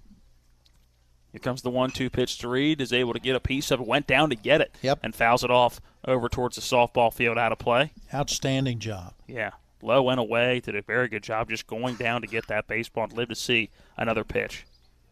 Textbook definition of, hey, if it's close, you got to swing the bat and at least try to foul it off. Again, ready with the 1-2 pitch. Here it is from Cummings. That one up and away, ball 2. We've seen some good at-bats. I mean, we've talked about some tough pitching, obviously, in this one with a lot of walks and hit batters and so forth. But give some credit to the batters for taking these counts deep. The break even is a breaking ball in the dirt. A full count now to Colin Reed, who has battled back in this at-bat.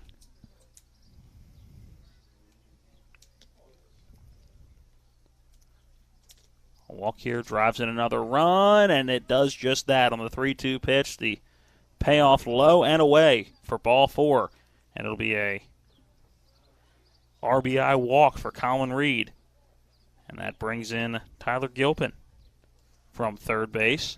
And double digits now for post 14, 16-10 in the bottom of the 6th. And it looks like a pitching change coming up for the Florida Gulf Coast prospects. As he gets in his warm-up tosses, and we see who is on the mound getting in those warm-up pitches. It is a 32. Yep, it is. It's going to be Camelilla, who had been over at first. All he gets in his tosses. Let's send it back to the studio. Take a 1-minute break. 16-10 in the bottom of the 6th inning. It is the Florida Gulf Coast prospects leading Berkeley Post 14. We're back in 1 minute. With 4 new car dealerships and 4 used car dealerships in 3 states, Parsons is the largest used car and fastest growing new car dealer in the tri-state area. Take Parsons Ford with huge savings on hundreds of new Fords, financing from 0%, Parsons' goal of financing for all, and Parsons' famous above-market trade-in allowances that help make Parsons #1 for used cars too. See why so many won't buy anywhere but Parsons Ford in Martinsburg. We became #1 by making you #1 first. Parsons. Erie Insurance says here's to the grown-ups who move, mortgage, mow, and still bust a move. But does your home insurance still fit? Erie helps you protect the home you've grown into, all at fair prices that are often less than the other guys. So how do you find the right coverage? Magic. Nope. Local independent agents who get to know you like this. Your local Erie agent in Martinsburg is Smallwood & Small Insurance. Get a quote at smallwoodandsmall.com. Erie Insurance.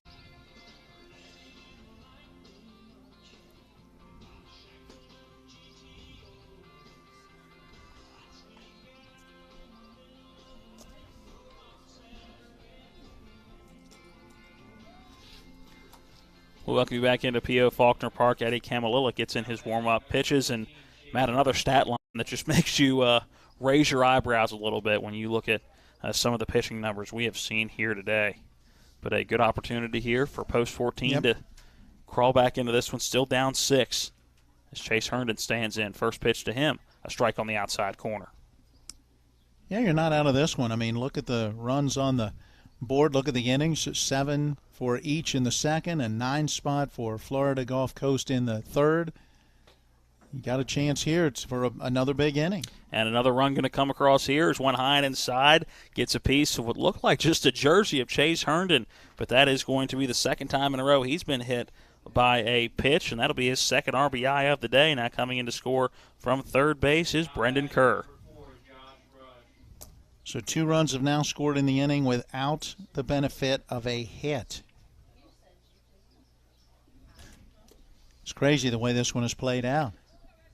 I don't think what anybody expected in this one. As we're back to the top of the order, it's Josh Rush. First pitch to Rush misses for ball 1.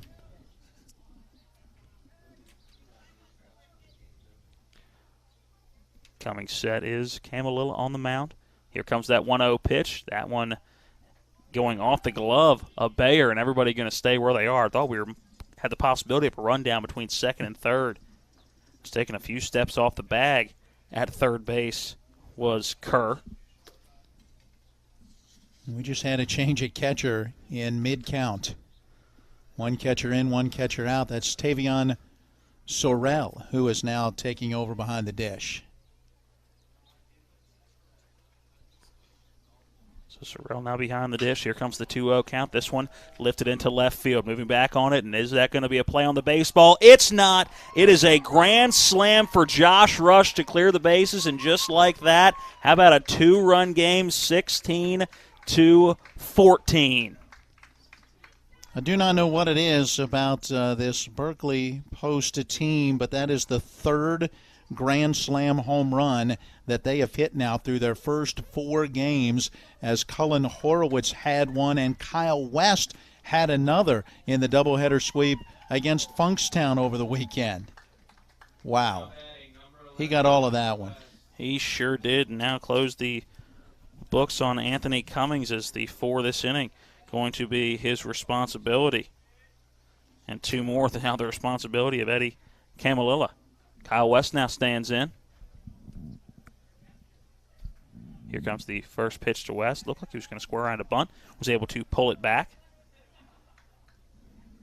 And here's the hard part, trying to get this going again, right? You know, you get that big grand slam, get you back to within a run. Now you need some base runners to try to get that tying run in. And West drives one into right field. That is in for a single. Moving over as the right fielder is able to cut it off before West is able to advance to second. But back-to-back hits, and now the offense starting to roll, and I stand corrected. It's 16-15. Yeah. Here's, I had not counted the last hit-by-pitch RBI coming in before that grand slam was hit by Josh Rush. So back to a 1-run game now for Post 14 and the Florida Gulf Coast Prospects. 9th batter to hit in the inning will be Trey Sign. How many times have we seen that? Sign awaits that first pitch as West is on the move. On a first move of the pitcher, dives in head first, and he is safe at second base. Yeah, pretty good throw that time from Sorrell.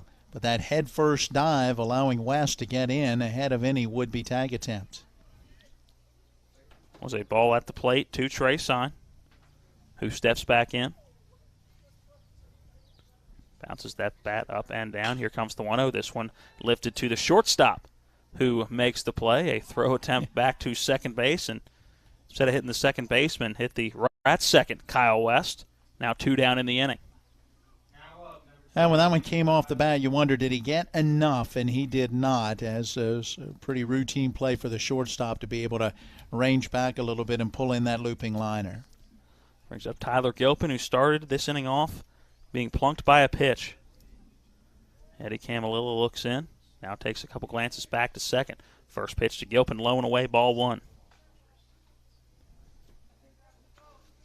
And Berkeley hit around in that second inning and have hit around again here in this 6th inning. Second and third innings were the 2 innings in which the prospects hit around. That 1-0 pitch, a swing and a miss by Gilpin. That one on the outer edge of the plate. Good location for Camelilla. Looks in now, gets his sign. Again, a quick glance back to second. Here comes the 1-1 pitch to Gilpin. Check swing at the plate. Is able to hold up, and that one misses low for ball 2. A close pitch, tough one to take, and a good job of being able to hold up on that swing. Does Tyler Gilpin have a hit in him here that would most likely tie this one up? This one fouled off just below us. Probably hear the thud of the brick backstop here at P.O. Faulkner. Count even now at 2. Gilpin has reached now twice in this game and has come around to score both times he's gotten on. Big chance here. The Hornets have had it tied but have never had a lead in this one. Be good to tie it up here. Campbell ready. Here's the 2-2 pitch, a ground ball to the right side, goes over to the second baseman. Covey is up with it and fires over to first, and they will not tie it up, but they do get within 1 run. A big grand slam for Josh Rush in the inning. 6 come around to score in the bottom of the 6th for the Hornets. We'll go to the 7th inning. When we come back, it is 16-15. Hornets looking for 1 more run in this one to tie it up, and right now it's the Gulf Coast Prospects leading by 1. We're back in 60 seconds. All right, Matt, when it comes to flooring, you can't beat luxury vinyl. It's waterproof, easy to clean and maintain, extremely durable, and looks great. Are you nuts? Hardwood flooring's the way to go. It's durable, easy to maintain, matches every decor, and increases the value of your home instantly. All right, one thing we can agree on is Tripp's Floor Sanding and Berkeley Fashion Flooring. They'll take care of you with great selection, service, and pricing. Whether it's hardwood or luxury vinyl, call Trips at 304-229-7009. Or visit TrippsFloorSanding.com. Whatever your celebration, take it up a notch with Patriot Fireworks. From novelties to mortars, Patriot has it all in 2 fully stocked, convenient locations. 67 Explosive Place in Bunker Hill or 4812 Gerrardstown Road off I-81 Exit 5 Inwood. For the best selection of firework brands and varieties at fair prices, go to Patriot Fireworks, the oldest fireworks store in West Virginia, established in 1990. Check out their Facebook page or phone 304-229-3500 for Patriot Fireworks in Bunker Hill and Inwood. Just getting the word, apparently a lot of re-entries as we go to the 7th inning, as it has turned into a tight ball game, 16-15. A 6-run bottom of the 6th inning for the Hornets, and it has been the tale of high-scoring innings in this one. We've had 1 inning today when a run has been scored that has been below 6 runs. Other than that, we've had a 2nd inning which saw 14 combined runs, 7th in the top of the 2nd, 7th in the bottom of the 2nd. The Gulf Coast Prospect played at 9 in the top of the 3rd inning. A blanks in the bottom of the 3rd, 4th, and top of the 5th. 2 runs for post 14 in the bottom of the 5th, and then 6 runs in the bottom of the 6th for post 14. And this has been a offensive output kind of day, and this is just game 1. Although, Matt, you said you got a weird feeling there's probably an ace in the hole that we haven't seen for both teams and may be able to go the distance. I'm just wondering, what that second game is going to be like, the way that this one is playing out. Ready for the totals? 16 runs, 6 hits, 2 errors, 8 left, 5 in scoring position for Florida Gulf Coast. For Berkeley Post, 15 runs on 10 hits with 5 errors. They've left 7 and 4 in scoring position. Looks like we have a new pitcher on the mound. Is that Zach Wick? It is. So Zach Wick going to toe the pitching rope for Joe Paulson. It was 3 innings on the mound, and he's been the best pitcher we've seen all day on either side. Absolutely. In those 3 innings, did not allow a run, gave up just 1 hit. He did walk 3 batters, but would also strike out 4. Walks have been an issue. There's 12 walks and 2 hit batters for Berkeley pitching, and 2 for, that would be another 4, that's 8 walks and 5 hit batters for Florida Gulf Coast pitching. The batter up is Fisher Weeks in the 3 spot in the order.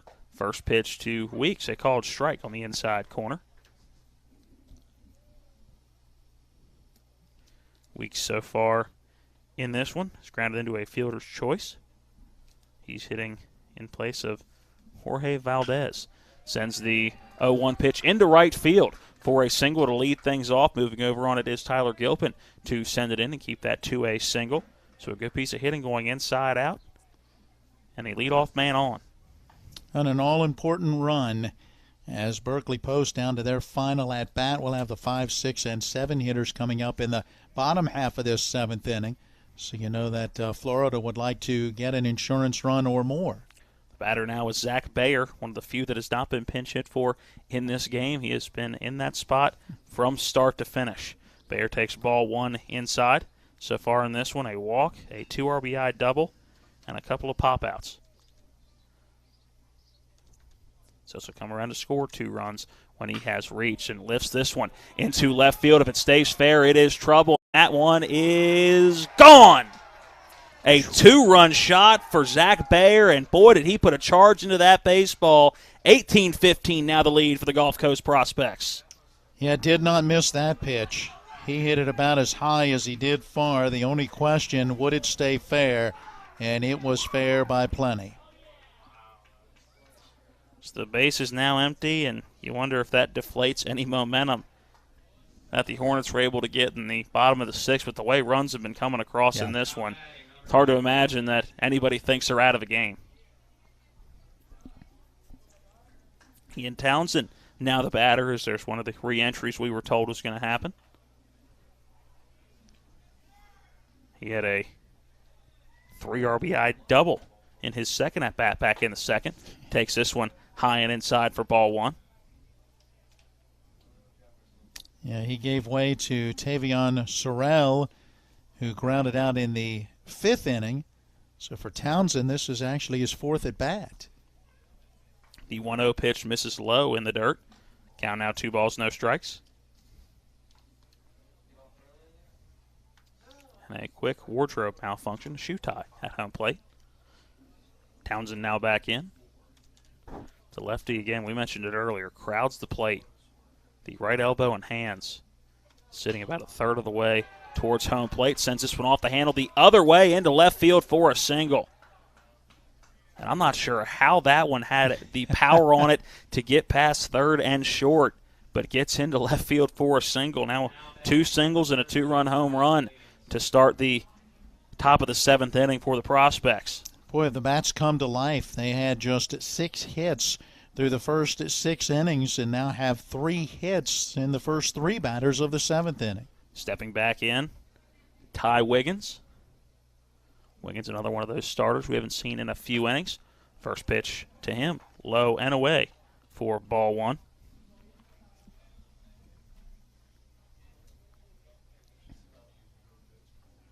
Wick toes that pitching rubber after looking at first for a few seconds. Now glances back over there a few more times. Comes set out of the stretch, ready with that 1-0 pitch. That one low, bouncing away from Landon Sifford at the plate, and it's an easy cruise to second base for Ian Townsend. Yeah, wild pitch in the dirt. Not a whole lot Sifford could do back there to try to block that one. Yeah, and Matt, I'm with you. Looking at the roster for the Hornets, not taking anything away from the kids that have been on the mound today, but definitely some big names that we have not seen throw yet. So, at least for the Hornets, I would imagine there are some big names you're going to see pitching game number 2. The 2-0 pitch misses low. Count now 3 balls, no strikes.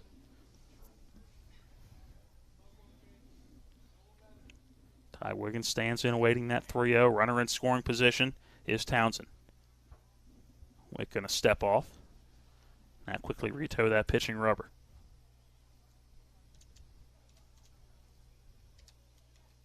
Looks back at second, now ready with the 3-0. That one low, ball 4.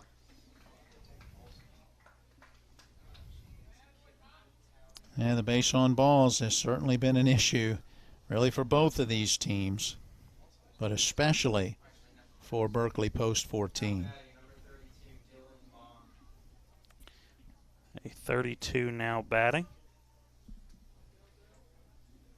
Don't think we've seen a 32. Or, yeah, we have seen a 32. It should be Camelilla, I believe.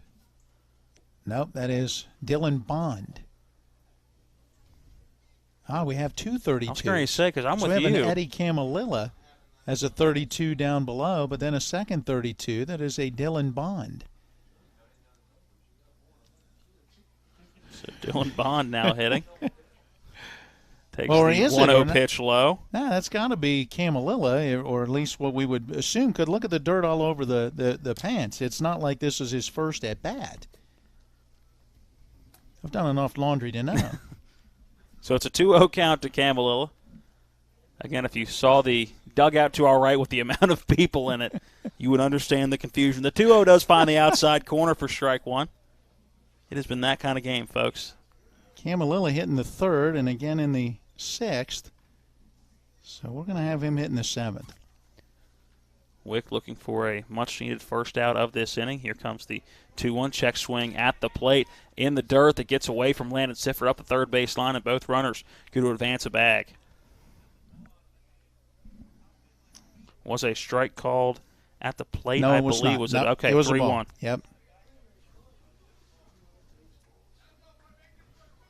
So 3 balls, 1 strike. The count to Campbellilla. First base open, but that would load the bases. Wick looks in. Here comes that 3-1. Strike 2. The fastball on the outside corner. Need an out here. Got to find a way to get a strike. Make a good pitch. Here comes that payoff pitch on the 3-2. That one low in the dirt, ball 4. Oh, boy, rough start for Wick in this one. A single, a home run, a single, and now back-to-back walks to load them up. There is some action in the bullpen. Looks like 2 different guys throwing for the Hornets. And Jay Cornier is back in. Wick now moving to the windup with the bases loaded. Here comes the first pitch to Cornier. That one low for ball 1.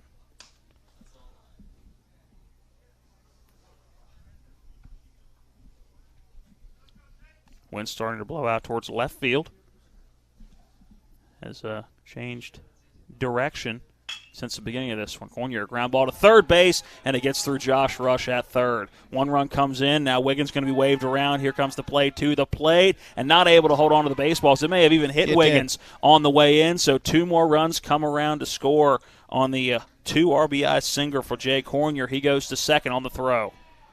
Yeah, Wiggins kind of rubbing down the back of the neck just a little bit as that throw through to the plate. Looked like a good one. I think could have been on time. It just the fact that it hit the runner as he was scoring. Cornier comes through as he puts that one by the third baseman.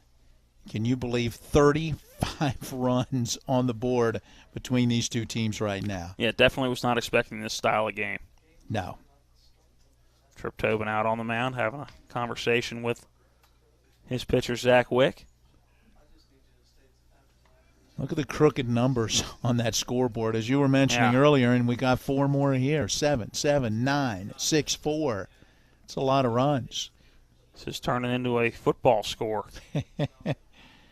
Wiggins, the quarterback for Florida Gulf Coast, as we saw earlier on the roster, that he is a commit to go to, Fort Valley State, but as a quarterback apparently.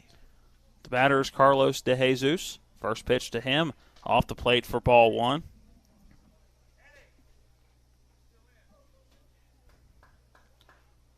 As Wick still looking for the first out of the inning. Here comes that 1-0, that fastball right back up the middle, and that hits Wick. And that hit him in a place right near where no man wants to be hit. Another run's going to come in to score from third base, and Wick started to go after the baseball and then went, that's not happening. Wow, that one rocked him in the midsection. As you said, another run does come across. Camalilla scores from third. Cornier is now at third. De Jesus aboard at first. The inning continues, Matt. Still nobody out. 21 on the board, 21-15. The lead now for Florida Gulf Coast. I believe our new pitcher has already jogged in from the bullpen. I think that's a 19.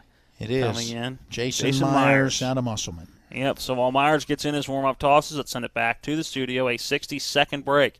And we're back with more of the top of the 7th inning. It is 21-15. Yes, we're still playing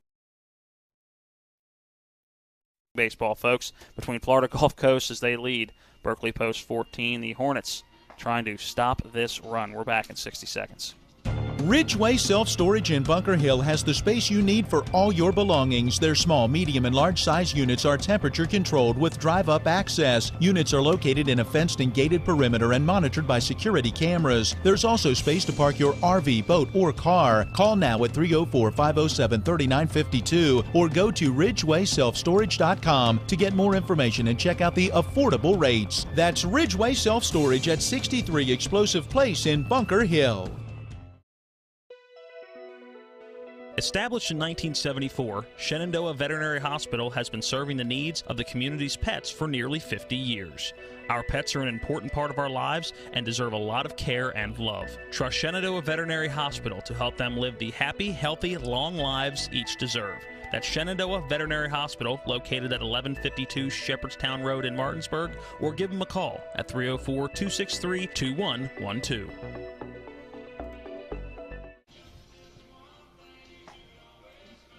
Jason Myers finishing up his warm-up pitches. Matt Crawford, Matt Miller, here's your broadcast team. Spencer Dupuis, our on-site engineer. It is Donald Kenny running our TV10 camera, and Colin McLaughlin is back at the studio as we approach hour number 3 in Game 1 of the scheduled doubleheader. As we are down at the bottom of the order, it is the extra hitter, or the 10th man in the order, that is hitting. Take a guess. How many pitches have we seen thrown in this game? And this is according to our charts. So this may be unofficial. Is this for both teams, or is total? This Yep, absolute total number of pitches. I will let you know after this pitch. First pitch in is a strike on the outside corner. That's Hunter Davis, I believe, again at the plate, the big lefty. I'm going to go with 265. Hunter Davis sends one the other way. Josh Rush up with it. Fires over to second. Will they have time to get to? Fire over to first. A good stretch by Reed. And a much-needed double play. Another run does come in to score. It is Cornier to make it 22-15, but 2 big outs for the Hornets, and the base is empty. There you go, the 5-4-3 double play. As you said, boy, did they need that. Now it's going to be up one more. What did you, 200 and whatever? Look, it doesn't matter. First pitch swinging for Logan Covey, sends it to the right side. The first baseman Reed up with it. Covering the bag is Jason Myers. And Myers comes in and gets 3 outs in 3 pitches. A double play ball and then a ground ball to the right side. The Hornets are going to need 7 to keep playing. 22-15. The Florida Gulf Coast Prospects lead the Hornets. We'll go to the bottom of the 7th when we come back. This is Matt Miller, along with my wife, Dale. As homeowners, we've been through the mortgage process several times, and each time we went to Mark and Cheryl Savitt at the Mortgage Center. They treat you like family with personal one-on-one service, walking with you through the process from application to settlement. Plus, low interest rates and closing costs. The Mortgage Center is on Edwin Miller Boulevard in Martinsburg. Phone 304-267-9040. Or online at mortgagefinancing.com. NMLS number 237527, Equal Housing Lender. Craving lunch or dinner? The Cider Press restaurant inside Taylor's Farm Market has what you're craving. Awarded one of the 101 most unique places to eat in West Virginia, the Cider will fill you up with their delicious fresh orchard panini, mouth-watering smoker burger, farmer's daughter Cobb salad, and more. The Cider Press also serves a wide selection of craft beer and hard ciders. The Cider Press, serving lunch and dinner daily and where the food is fresh. You'll feel right at home. Now offering online ordering at Cider Press Deli and Grill. Well, that's our 32. That might be Dylan Bond. It's got to be because we've already used Camelilla. Well, wait a minute. No, Camelilla was just on the mound. So that must be Bond. That's our 32 and our 32. Okay. All right, welcome into some in-between inning chatter. Again, we have a team that we're not familiar with, and there's a couple of numbers that are the same. So if you were listening to the top of the 7th, you heard the number 32 controversy, and it is arisen back here in the bottom of the 7th inning. So Eddie Camelilla is still on the mound from what we believe. Which means it would be Bond at first. We are going to figure something out here between games and make sure which 32 is which. There are 2 32s on the field right now. It is Brendan Kerr up to bat for the second time in this one. Takes ball 1. 22-15. The Gulf Coast Prospects leading the Hornets. 1-0 pitch, check swing at the plate, but did not go around for Kerr. And that one missing off the plate, ball 2. By the way, with those 2 pitches, just so you're aware, you were way off. That is now 321 total pitches in this game with those 2 right there. The 2-0 pitch low and away to Kerr. That's ball 3. And let's just keep adding to that. That is the entire month of June for Greg Maddux back in the day. Oh, no doubt about it. Some of those early 90 years with the Braves, no doubt about it. 3-0 pitch coming into Kerr. That fastball, the old automatic, right down the middle. It's been a crazy one, no doubt about it. Camillilla looks in, now gets the pitch he wants, ready with that 3-1 delivery. Here it is, fastball outside, ball 4. There you go, good at bat. Can't rally unless you got base runners, right? Yep. And why not? They scored 6 in their last at bat in that 6th inning, and that's been the issue. Each time they have scored, give this Florida Gulf Coast team credit, they have responded, right? Florida Gulf Coast 7 in the top of the 2nd. Berkeley Post 7 in the bottom of the 2nd. You're going, okay, it's a brand new ball game. No. Florida Gulf Coast put 9 on the board in their next at bat. Same thing in that 6th inning. 6 runs in the bottom of the 6th for Berkeley Post. You think it's a new game, 16-15? No, Florida Gulf Coast answered again. First pitch to Ty Broughton. Misses just off the plate for ball 1. Broughton due up, followed by Landon Sifford. And Colin Reed is in the hole. Look at that scoring, and Berkeley Post has not led in this game. A game you score 15 runs and you never once had a lead. Here comes the 1-0 pitch. That one upstairs and away for ball 2. Now Camillilla having a little trouble finding the strike zone.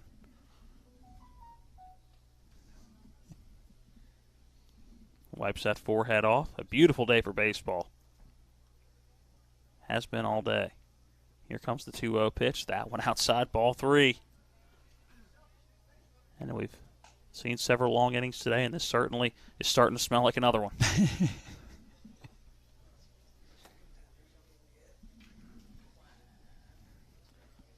Camillilla comes set out of the stretch. Ready with that 3-0 delivery. Here it is, a fastball in for strike 1. Well, you got to take there. I mean, he's walked a batter. Yeah. He's behind you 3-0. That's a pitch you're taking. Yeah, got to make him throw strikes. Might even be taken here. Unless it's right down the middle. Hitters count here, 3 balls, 1 strike. Here comes that 3-1 pitch, and it was a big cut taken by Broughton. Now a full count, 3-2. Made some contact. Pitch on the outer edge of the plate.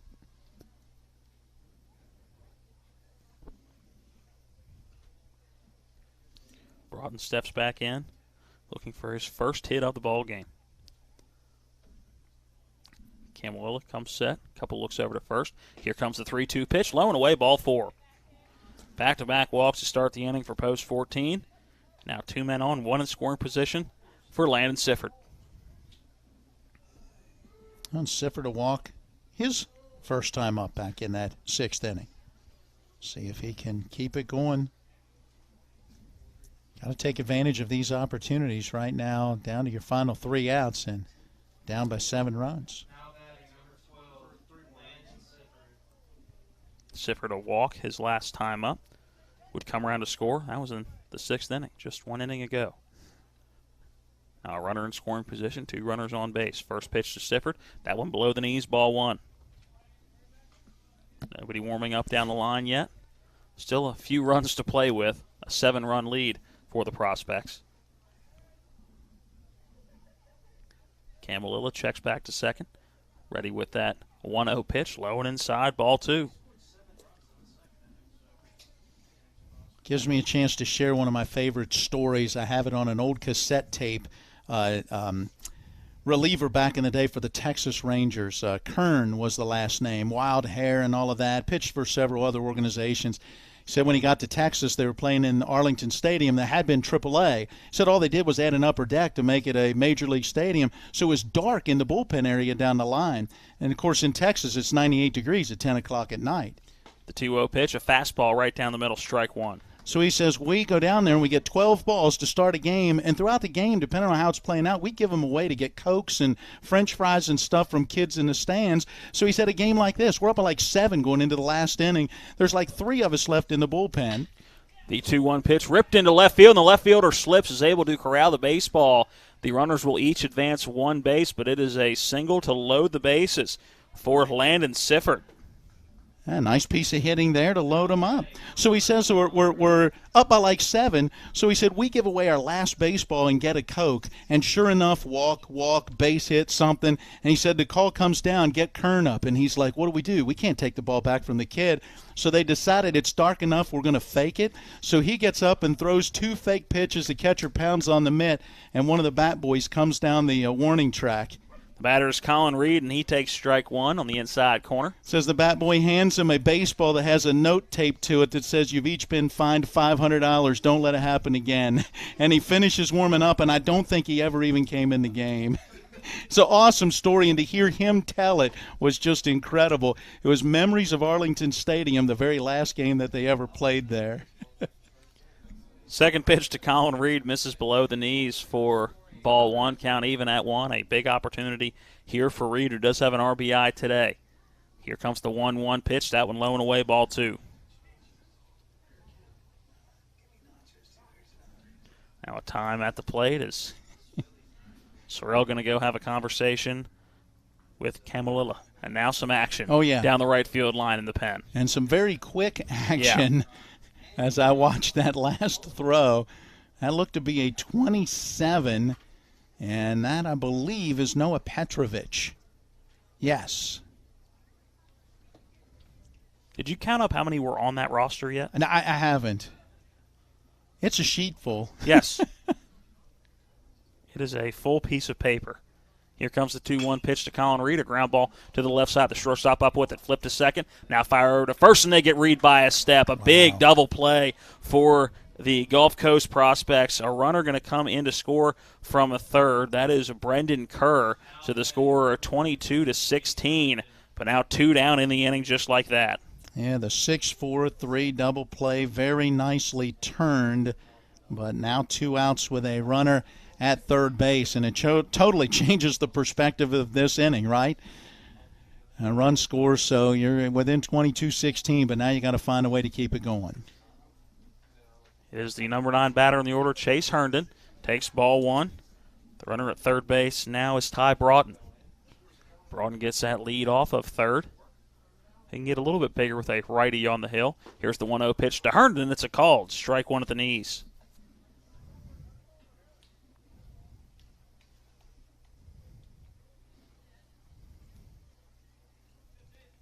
Camelilla looks in. Now comes set. Herndon, that open stance in the back of the lefty box. Takes ball 2, low and away.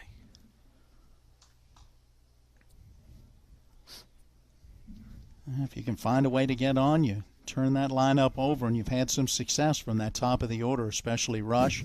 West to hit his last time up. The 2-1 pitch, a ground ball just foul by a few feet of that first base bag. Now the count 2-2, 2 down.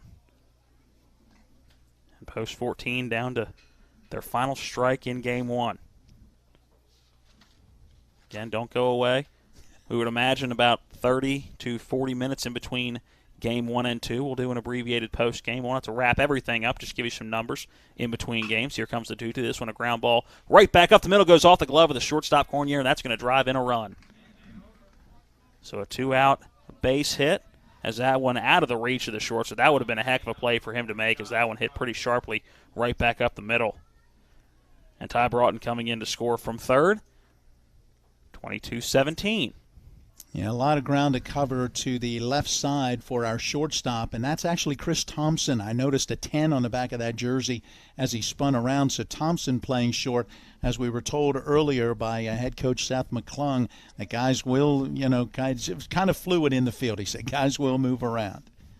Back to the top of the order, it's Josh Rush. He had a big grand slam in the 6th inning, looking for another big hit here. A double and a single also to his credit today, hit by 2 pitches, so 3 for 3, has reached all 5 times and takes strike 1. So back to our post game, we're not recapping every run, is what you're telling me. I don't think there's enough hours in the day to do that today. What's the Animal House line? It would take years and cost millions of lives. There you go. And Josh Rush lifts this one into left center field. Going back on it is Taylor, and he will watch that one go over the left center field fence. A 2-run home run for Josh Rush. And just like that, Hornets back within 3. Boy, oh boy. What a game for Josh Rush. A 2 RBI single in the second. Drove in a run with a hit by pitch in the 5th. Then the grand slam home run in the 6th. Then the 2-run home run here. He's got 9 runs batted in this game now and a pair of home runs. And now we will have that pitching change as our new pitcher gets in his warm-up tosses. Let's go ahead and send it back to the studio. Take a 1-minute break. When we come back, let's see if the Hornets have some more 2-out magic. Down by 3, 22-19. All right, Matt, when it comes to flooring, you can't beat luxury vinyl. It's waterproof, easy to clean and maintain, extremely durable, and looks great. Are you nuts? Hardwood flooring's the way to go. It's durable, easy to maintain, matches every decor, and increases the value of your home instantly. All right, one thing we can agree on is Tripp's Floor Sanding and Berkeley Fashion Flooring. They'll take care of you with great selection, service, and pricing. Whether it's hardwood or luxury vinyl, call Trips at 304-229-7009. Or visit TrippsFloorSanding.com. Whatever your celebration, take it up a notch with Patriot Fireworks. From novelties to mortars, Patriot has it all in 2 fully stocked, convenient locations. 67 Explosive Place in Bunker Hill or 4812 Gerrardstown Road off I-81 Exit 5 Inwood. For the best selection of firework brands and varieties at fair prices, go to Patriot Fireworks, the oldest fireworks store in West Virginia, established in 1990. Check out their Facebook page or phone 304-229-3500 for Patriot Fireworks in Bunker Hill and Inwood. Welcome back in to P.O. Faulkner Park. New pitcher getting in his warm-up tosses. It is 22-19. I can't think of many baseball games over the course of history with this many combined runs. This is, I mean, there's been lopsided games before where we've seen 30 here in the Panhandle where it's been a 30-1 or 30-2 game, but you usually don't see this much offense on both sides. Well, I mean, you're also talking right now 10 walks and 5 hit batters for Florida Gulf Coast pitching. There's 15 base runners. And for Berkeley Post pitching, that was 9, 10, 11. That's 14 walks and 2 hit batters. So you're talking about an awful lot of free bases, and as a result, you get a bunch of runs being scored on a relatively small number of hits in comparison. All right, Matt, you have the roster again. You're going to have to remind the folks who the man is on the hill. My phone has been used today for music here at the ballpark, and we were told to take pictures of the roster. The batter is Kyle West. That's to put Noah. He's getting wrote a lot smaller than every other name on here. The 2-0 pitch to Kyle West does find the outer edge of the zone for strike one. That was a close one. It was. Again, wind's starting to blow out here at P.O. Faulkner. Temperature staying in the mid-70s. The 2-1 pitch to Kyle West, low for ball 3. Let's add another walk. Why not? Everybody should have one. Everybody gets Jake a base Billings on is the only one that has not given up a walk so far in this game. For the Prospects, the 3-1 pitch fouled off the end of the bat by Kyle West. Good snag in the on-deck circle by Trey Sign. Full count.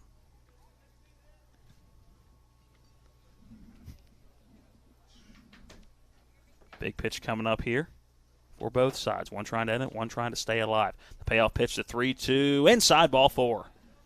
That back West off the plate. Coming up now to bat is Trey Sign. Sign so far in this one, a couple of walks, a couple of runs scored. Reached on a fielder's choice back in the 4th. Remember early in the game, about an hour and a half. My memory's not that good. That was a while ago. Maybe almost 2 hours ago when I talked about Logan Covey, the leadoff batter for Florida Gulf Coast. Yeah, the first pitch to Trey Sign, up and in for ball 1. I commented about he was batting for the 3rd time in the 3rd inning. And could he actually get 7 at-bats? He's got 6. 6 at-bats out of the leadoff spot. Petrovic ready with that 1-0 pitch. That one just below the letters for strike 1. Count even at 1. How about 6 at-bats for Josh Rush out of the leadoff spot for Berkeley Post? Double, single, hit by pitch, grand slam, 2-run home run. 6 pretty good at-bats. The 1-1, just inside ball 2.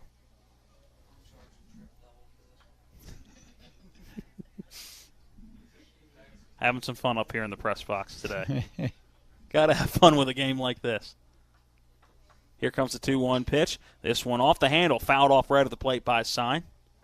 So now once again, Petrovic a strike away from ending this one.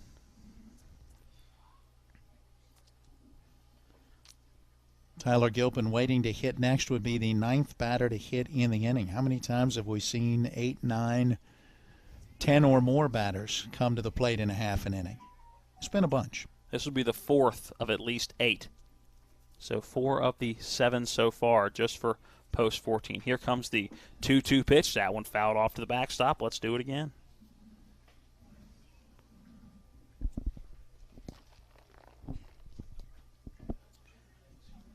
If Gilpin's able to get on, it would be, we believe, is Brendan Kerr standing in the hole right now. Still 3 runs to keep playing needed for the Hornets. Here comes the 2-2 pitch. That one a called strike 3 at the plate. And this one is gone final. 22-19, your final score in Game 1. The Gulf Coast Prospects getting the win over the Berkeley Post 14 Hornets. Let's send it back to the studio, take a 2-minute break so we can start to begin to tally some of these numbers. When we come back, we will run some of the numbers and then take a break before Game 2. Again, your final, 22-19, the Gulf Coast Prospects getting the win over the Berkeley Post 14 Hornets. Established in 1974, Shenandoah Veterinary Hospital has been serving the needs of the community's pets for nearly 50 years. Our pets are an important part of our lives and deserve a lot of care and love. Trust Shenandoah Veterinary Hospital to help them live the happy, healthy, long lives each deserve. That's Shenandoah Veterinary Hospital, located at 1152 Shepherdstown Road in Martinsburg, or give them a call at 304-263-2112. This is Matt Miller, along with my wife, Dale. As homeowners, we've been through the mortgage process several times, and each time we went to Mark and Cheryl Savitt at the Mortgage Center. They treat you like family with personal one-on-one service, walking with you through the process from application to settlement. Plus, low interest rates and closing costs. The Mortgage Center is on Edwin Miller Boulevard in Martinsburg. Phone 304-267-9040. Or online at mortgagefinancing.com. NMLS number 237527, equal housing lender. Erie Insurance says here's to the grown-ups who move, mortgage, mow, and still bust a move. But does your home insurance still fit? Erie helps you protect the home you've grown into, all at fair prices that are often less than the other guys. So how do you find the right coverage? Magic. Nope. Local independent agents who get to know you like this. Your local Erie agent in Martinsburg is Smallwood & Small Insurance. Get a quote at smallwoodandsmall.com. Erie Insurance.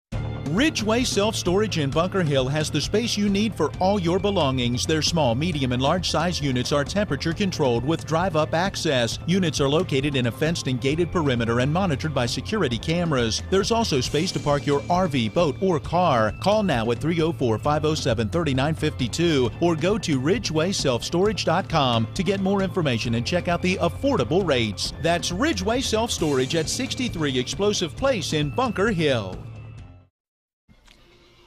Welcome back in. What a game, Matt. Not what we expected, I don't think, in the least. But it was a 22-19 final. The Florida Gulf Coast Prospects beating the Berkeley Post 14 Hornets with that final score of 22-19. Where do we start in this one? I mean, the scoring recap, it was when the runs came, they came. When they didn't, it was a whole lot of nothing. In the second inning, 7 runs apiece for the Gulf Coast Prospects and Post 14. We're tied at 7 going to the third, where the Prospects broke it open. 9 runs in the top of that third inning. No runs in the bottom of the third. The fourth inning, goose eggs as well. No runs in the top of the fifth. Post 14 plates 2 in the bottom of the fifth, as well as 6 in the bottom of the sixth. And you're going, okay, this should be a good one going into the seventh. Just a 1-run game at 16-15 at that point. But then 6 runs in the top of the 7th inning. And when you look at that 7th inning, really, I think the the big hit in that inning, you would have to go the 2-run home run by Zach Bayer. That one hugging the left field line all the way out and got out of here in a hurry. 4 runs for post 14 in the bottom of the 7th inning, getting to your final score of 22-19 in that bottom of the 7th. Another home run, his second of the day for Josh Rush. Wow. I'm tallying up as you're talking about all of that offense. Where did it all get generated, and how about the free passes? How about the extra opportunities that were presented to both of these teams? When you look at Berkeley post 14 pitching, 1, 2, 3, 4, 5, 6 different pitchers, and not everyone walked a batter here, so don't get me wrong, but you're talking about 6 different pitchers, 14 walks and 2 hit batters. That is 16 free base runners, and Florida Gulf Coast took advantage. They scored their 22 runs on only 11 hits. Where do those other guys come from? Because of base runners that are given by walks, hit by pitches. There were 5 errors committed by Berkeley as well. Then you go to the other side, and Florida Gulf Coast pitching, 11 walks and 5 hit batters. So each of these pitching staffs, oh, by the way, they use 7 different pitchers, make it 8. 1, 2, 3, 4, 5, 6, 8 different pitchers. And so when you look at it, you're talking each team allowing 16 base runners, and that's why you end up with a score of 22-19. All right, Matt, you seem to have finished the pitching totals, so while I tally up some of the offensive numbers, or you not even care at this point with the 8 pitchers, you're giving me that it was Johnny Holstaff tonight really in his first game. I tell you could talk certainly about Joe Paulson, who came in for Berkeley Post and was clearly their most efficient pitcher. 3 innings, no runs, a hit, struck out 4, did end up walking 3. On the other side, you look at a solid inning in relief for Thomas Byrne, who didn't give up a run, not a hit. He struck out 1, and he also didn't walk a batter, though he did hit 1. And Jake Billings, he gave up no runs on a hit in an inning as well. No strikeouts, no walks. And, of course, Noah Petrovich there at the end walked a batter, but then got the key strikeout to close it out. So just a couple of highlights, if you will. Offensively, the same thing. We talked about Josh Rush. He had himself a whale of a ball game.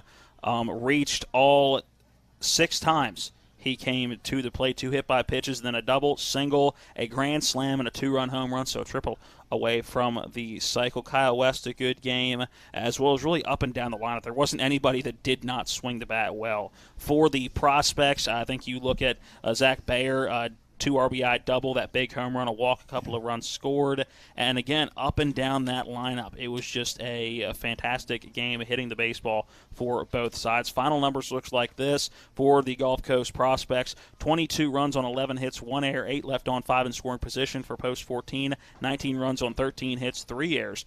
8 runners left on, 4 in scoring position. Jake Billings gets the win, while Braden Stoudemire picks up the lost time of the game, right around 3 hours and 15 minutes. All right, let's take a break. Back at the studio, we believe somewhere between a 15 to 25-minute break back at the studio. We'll go back into regular programming for that time, and when we come back, we will switch broadcast partners up a little bit. Spencer Dupuis going to hop in and do game number 2 with you, while I'll take over some of the producing roles. You'll get to get the voice you've been hearing on Little League for the past couple of days and meet Spencer at this level. Again, your final in this one, 22-19. A quick break back at the studio, then we're back for Game 2 here in just a few minutes. The following is a special sports broadcast presentation of Talk Radio WRNR Martinsburg.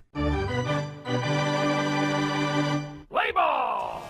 You've been listening to American Legion Baseball featuring the Berkeley Post 14 Hornets. Today's game broadcast has been brought to you by Patriot Fireworks, Ridgeway Mini Storage, Lawn Doctor of Berkeley and Jefferson Counties, Mountaineer Kitchen and Baths, Shenandoah Veterinary Hospital, Smallwood Small Insurance, Berkeley County Health Department, Trips Floor Sanding, and the Cider Press Restaurant at Taylor's Farm Market. For the continued excitement of American Legion Baseball and Major League Baseball featuring the Washington Nationals, keep it tuned to Talk Radio WRNR Martinsburg and TV 10. All rights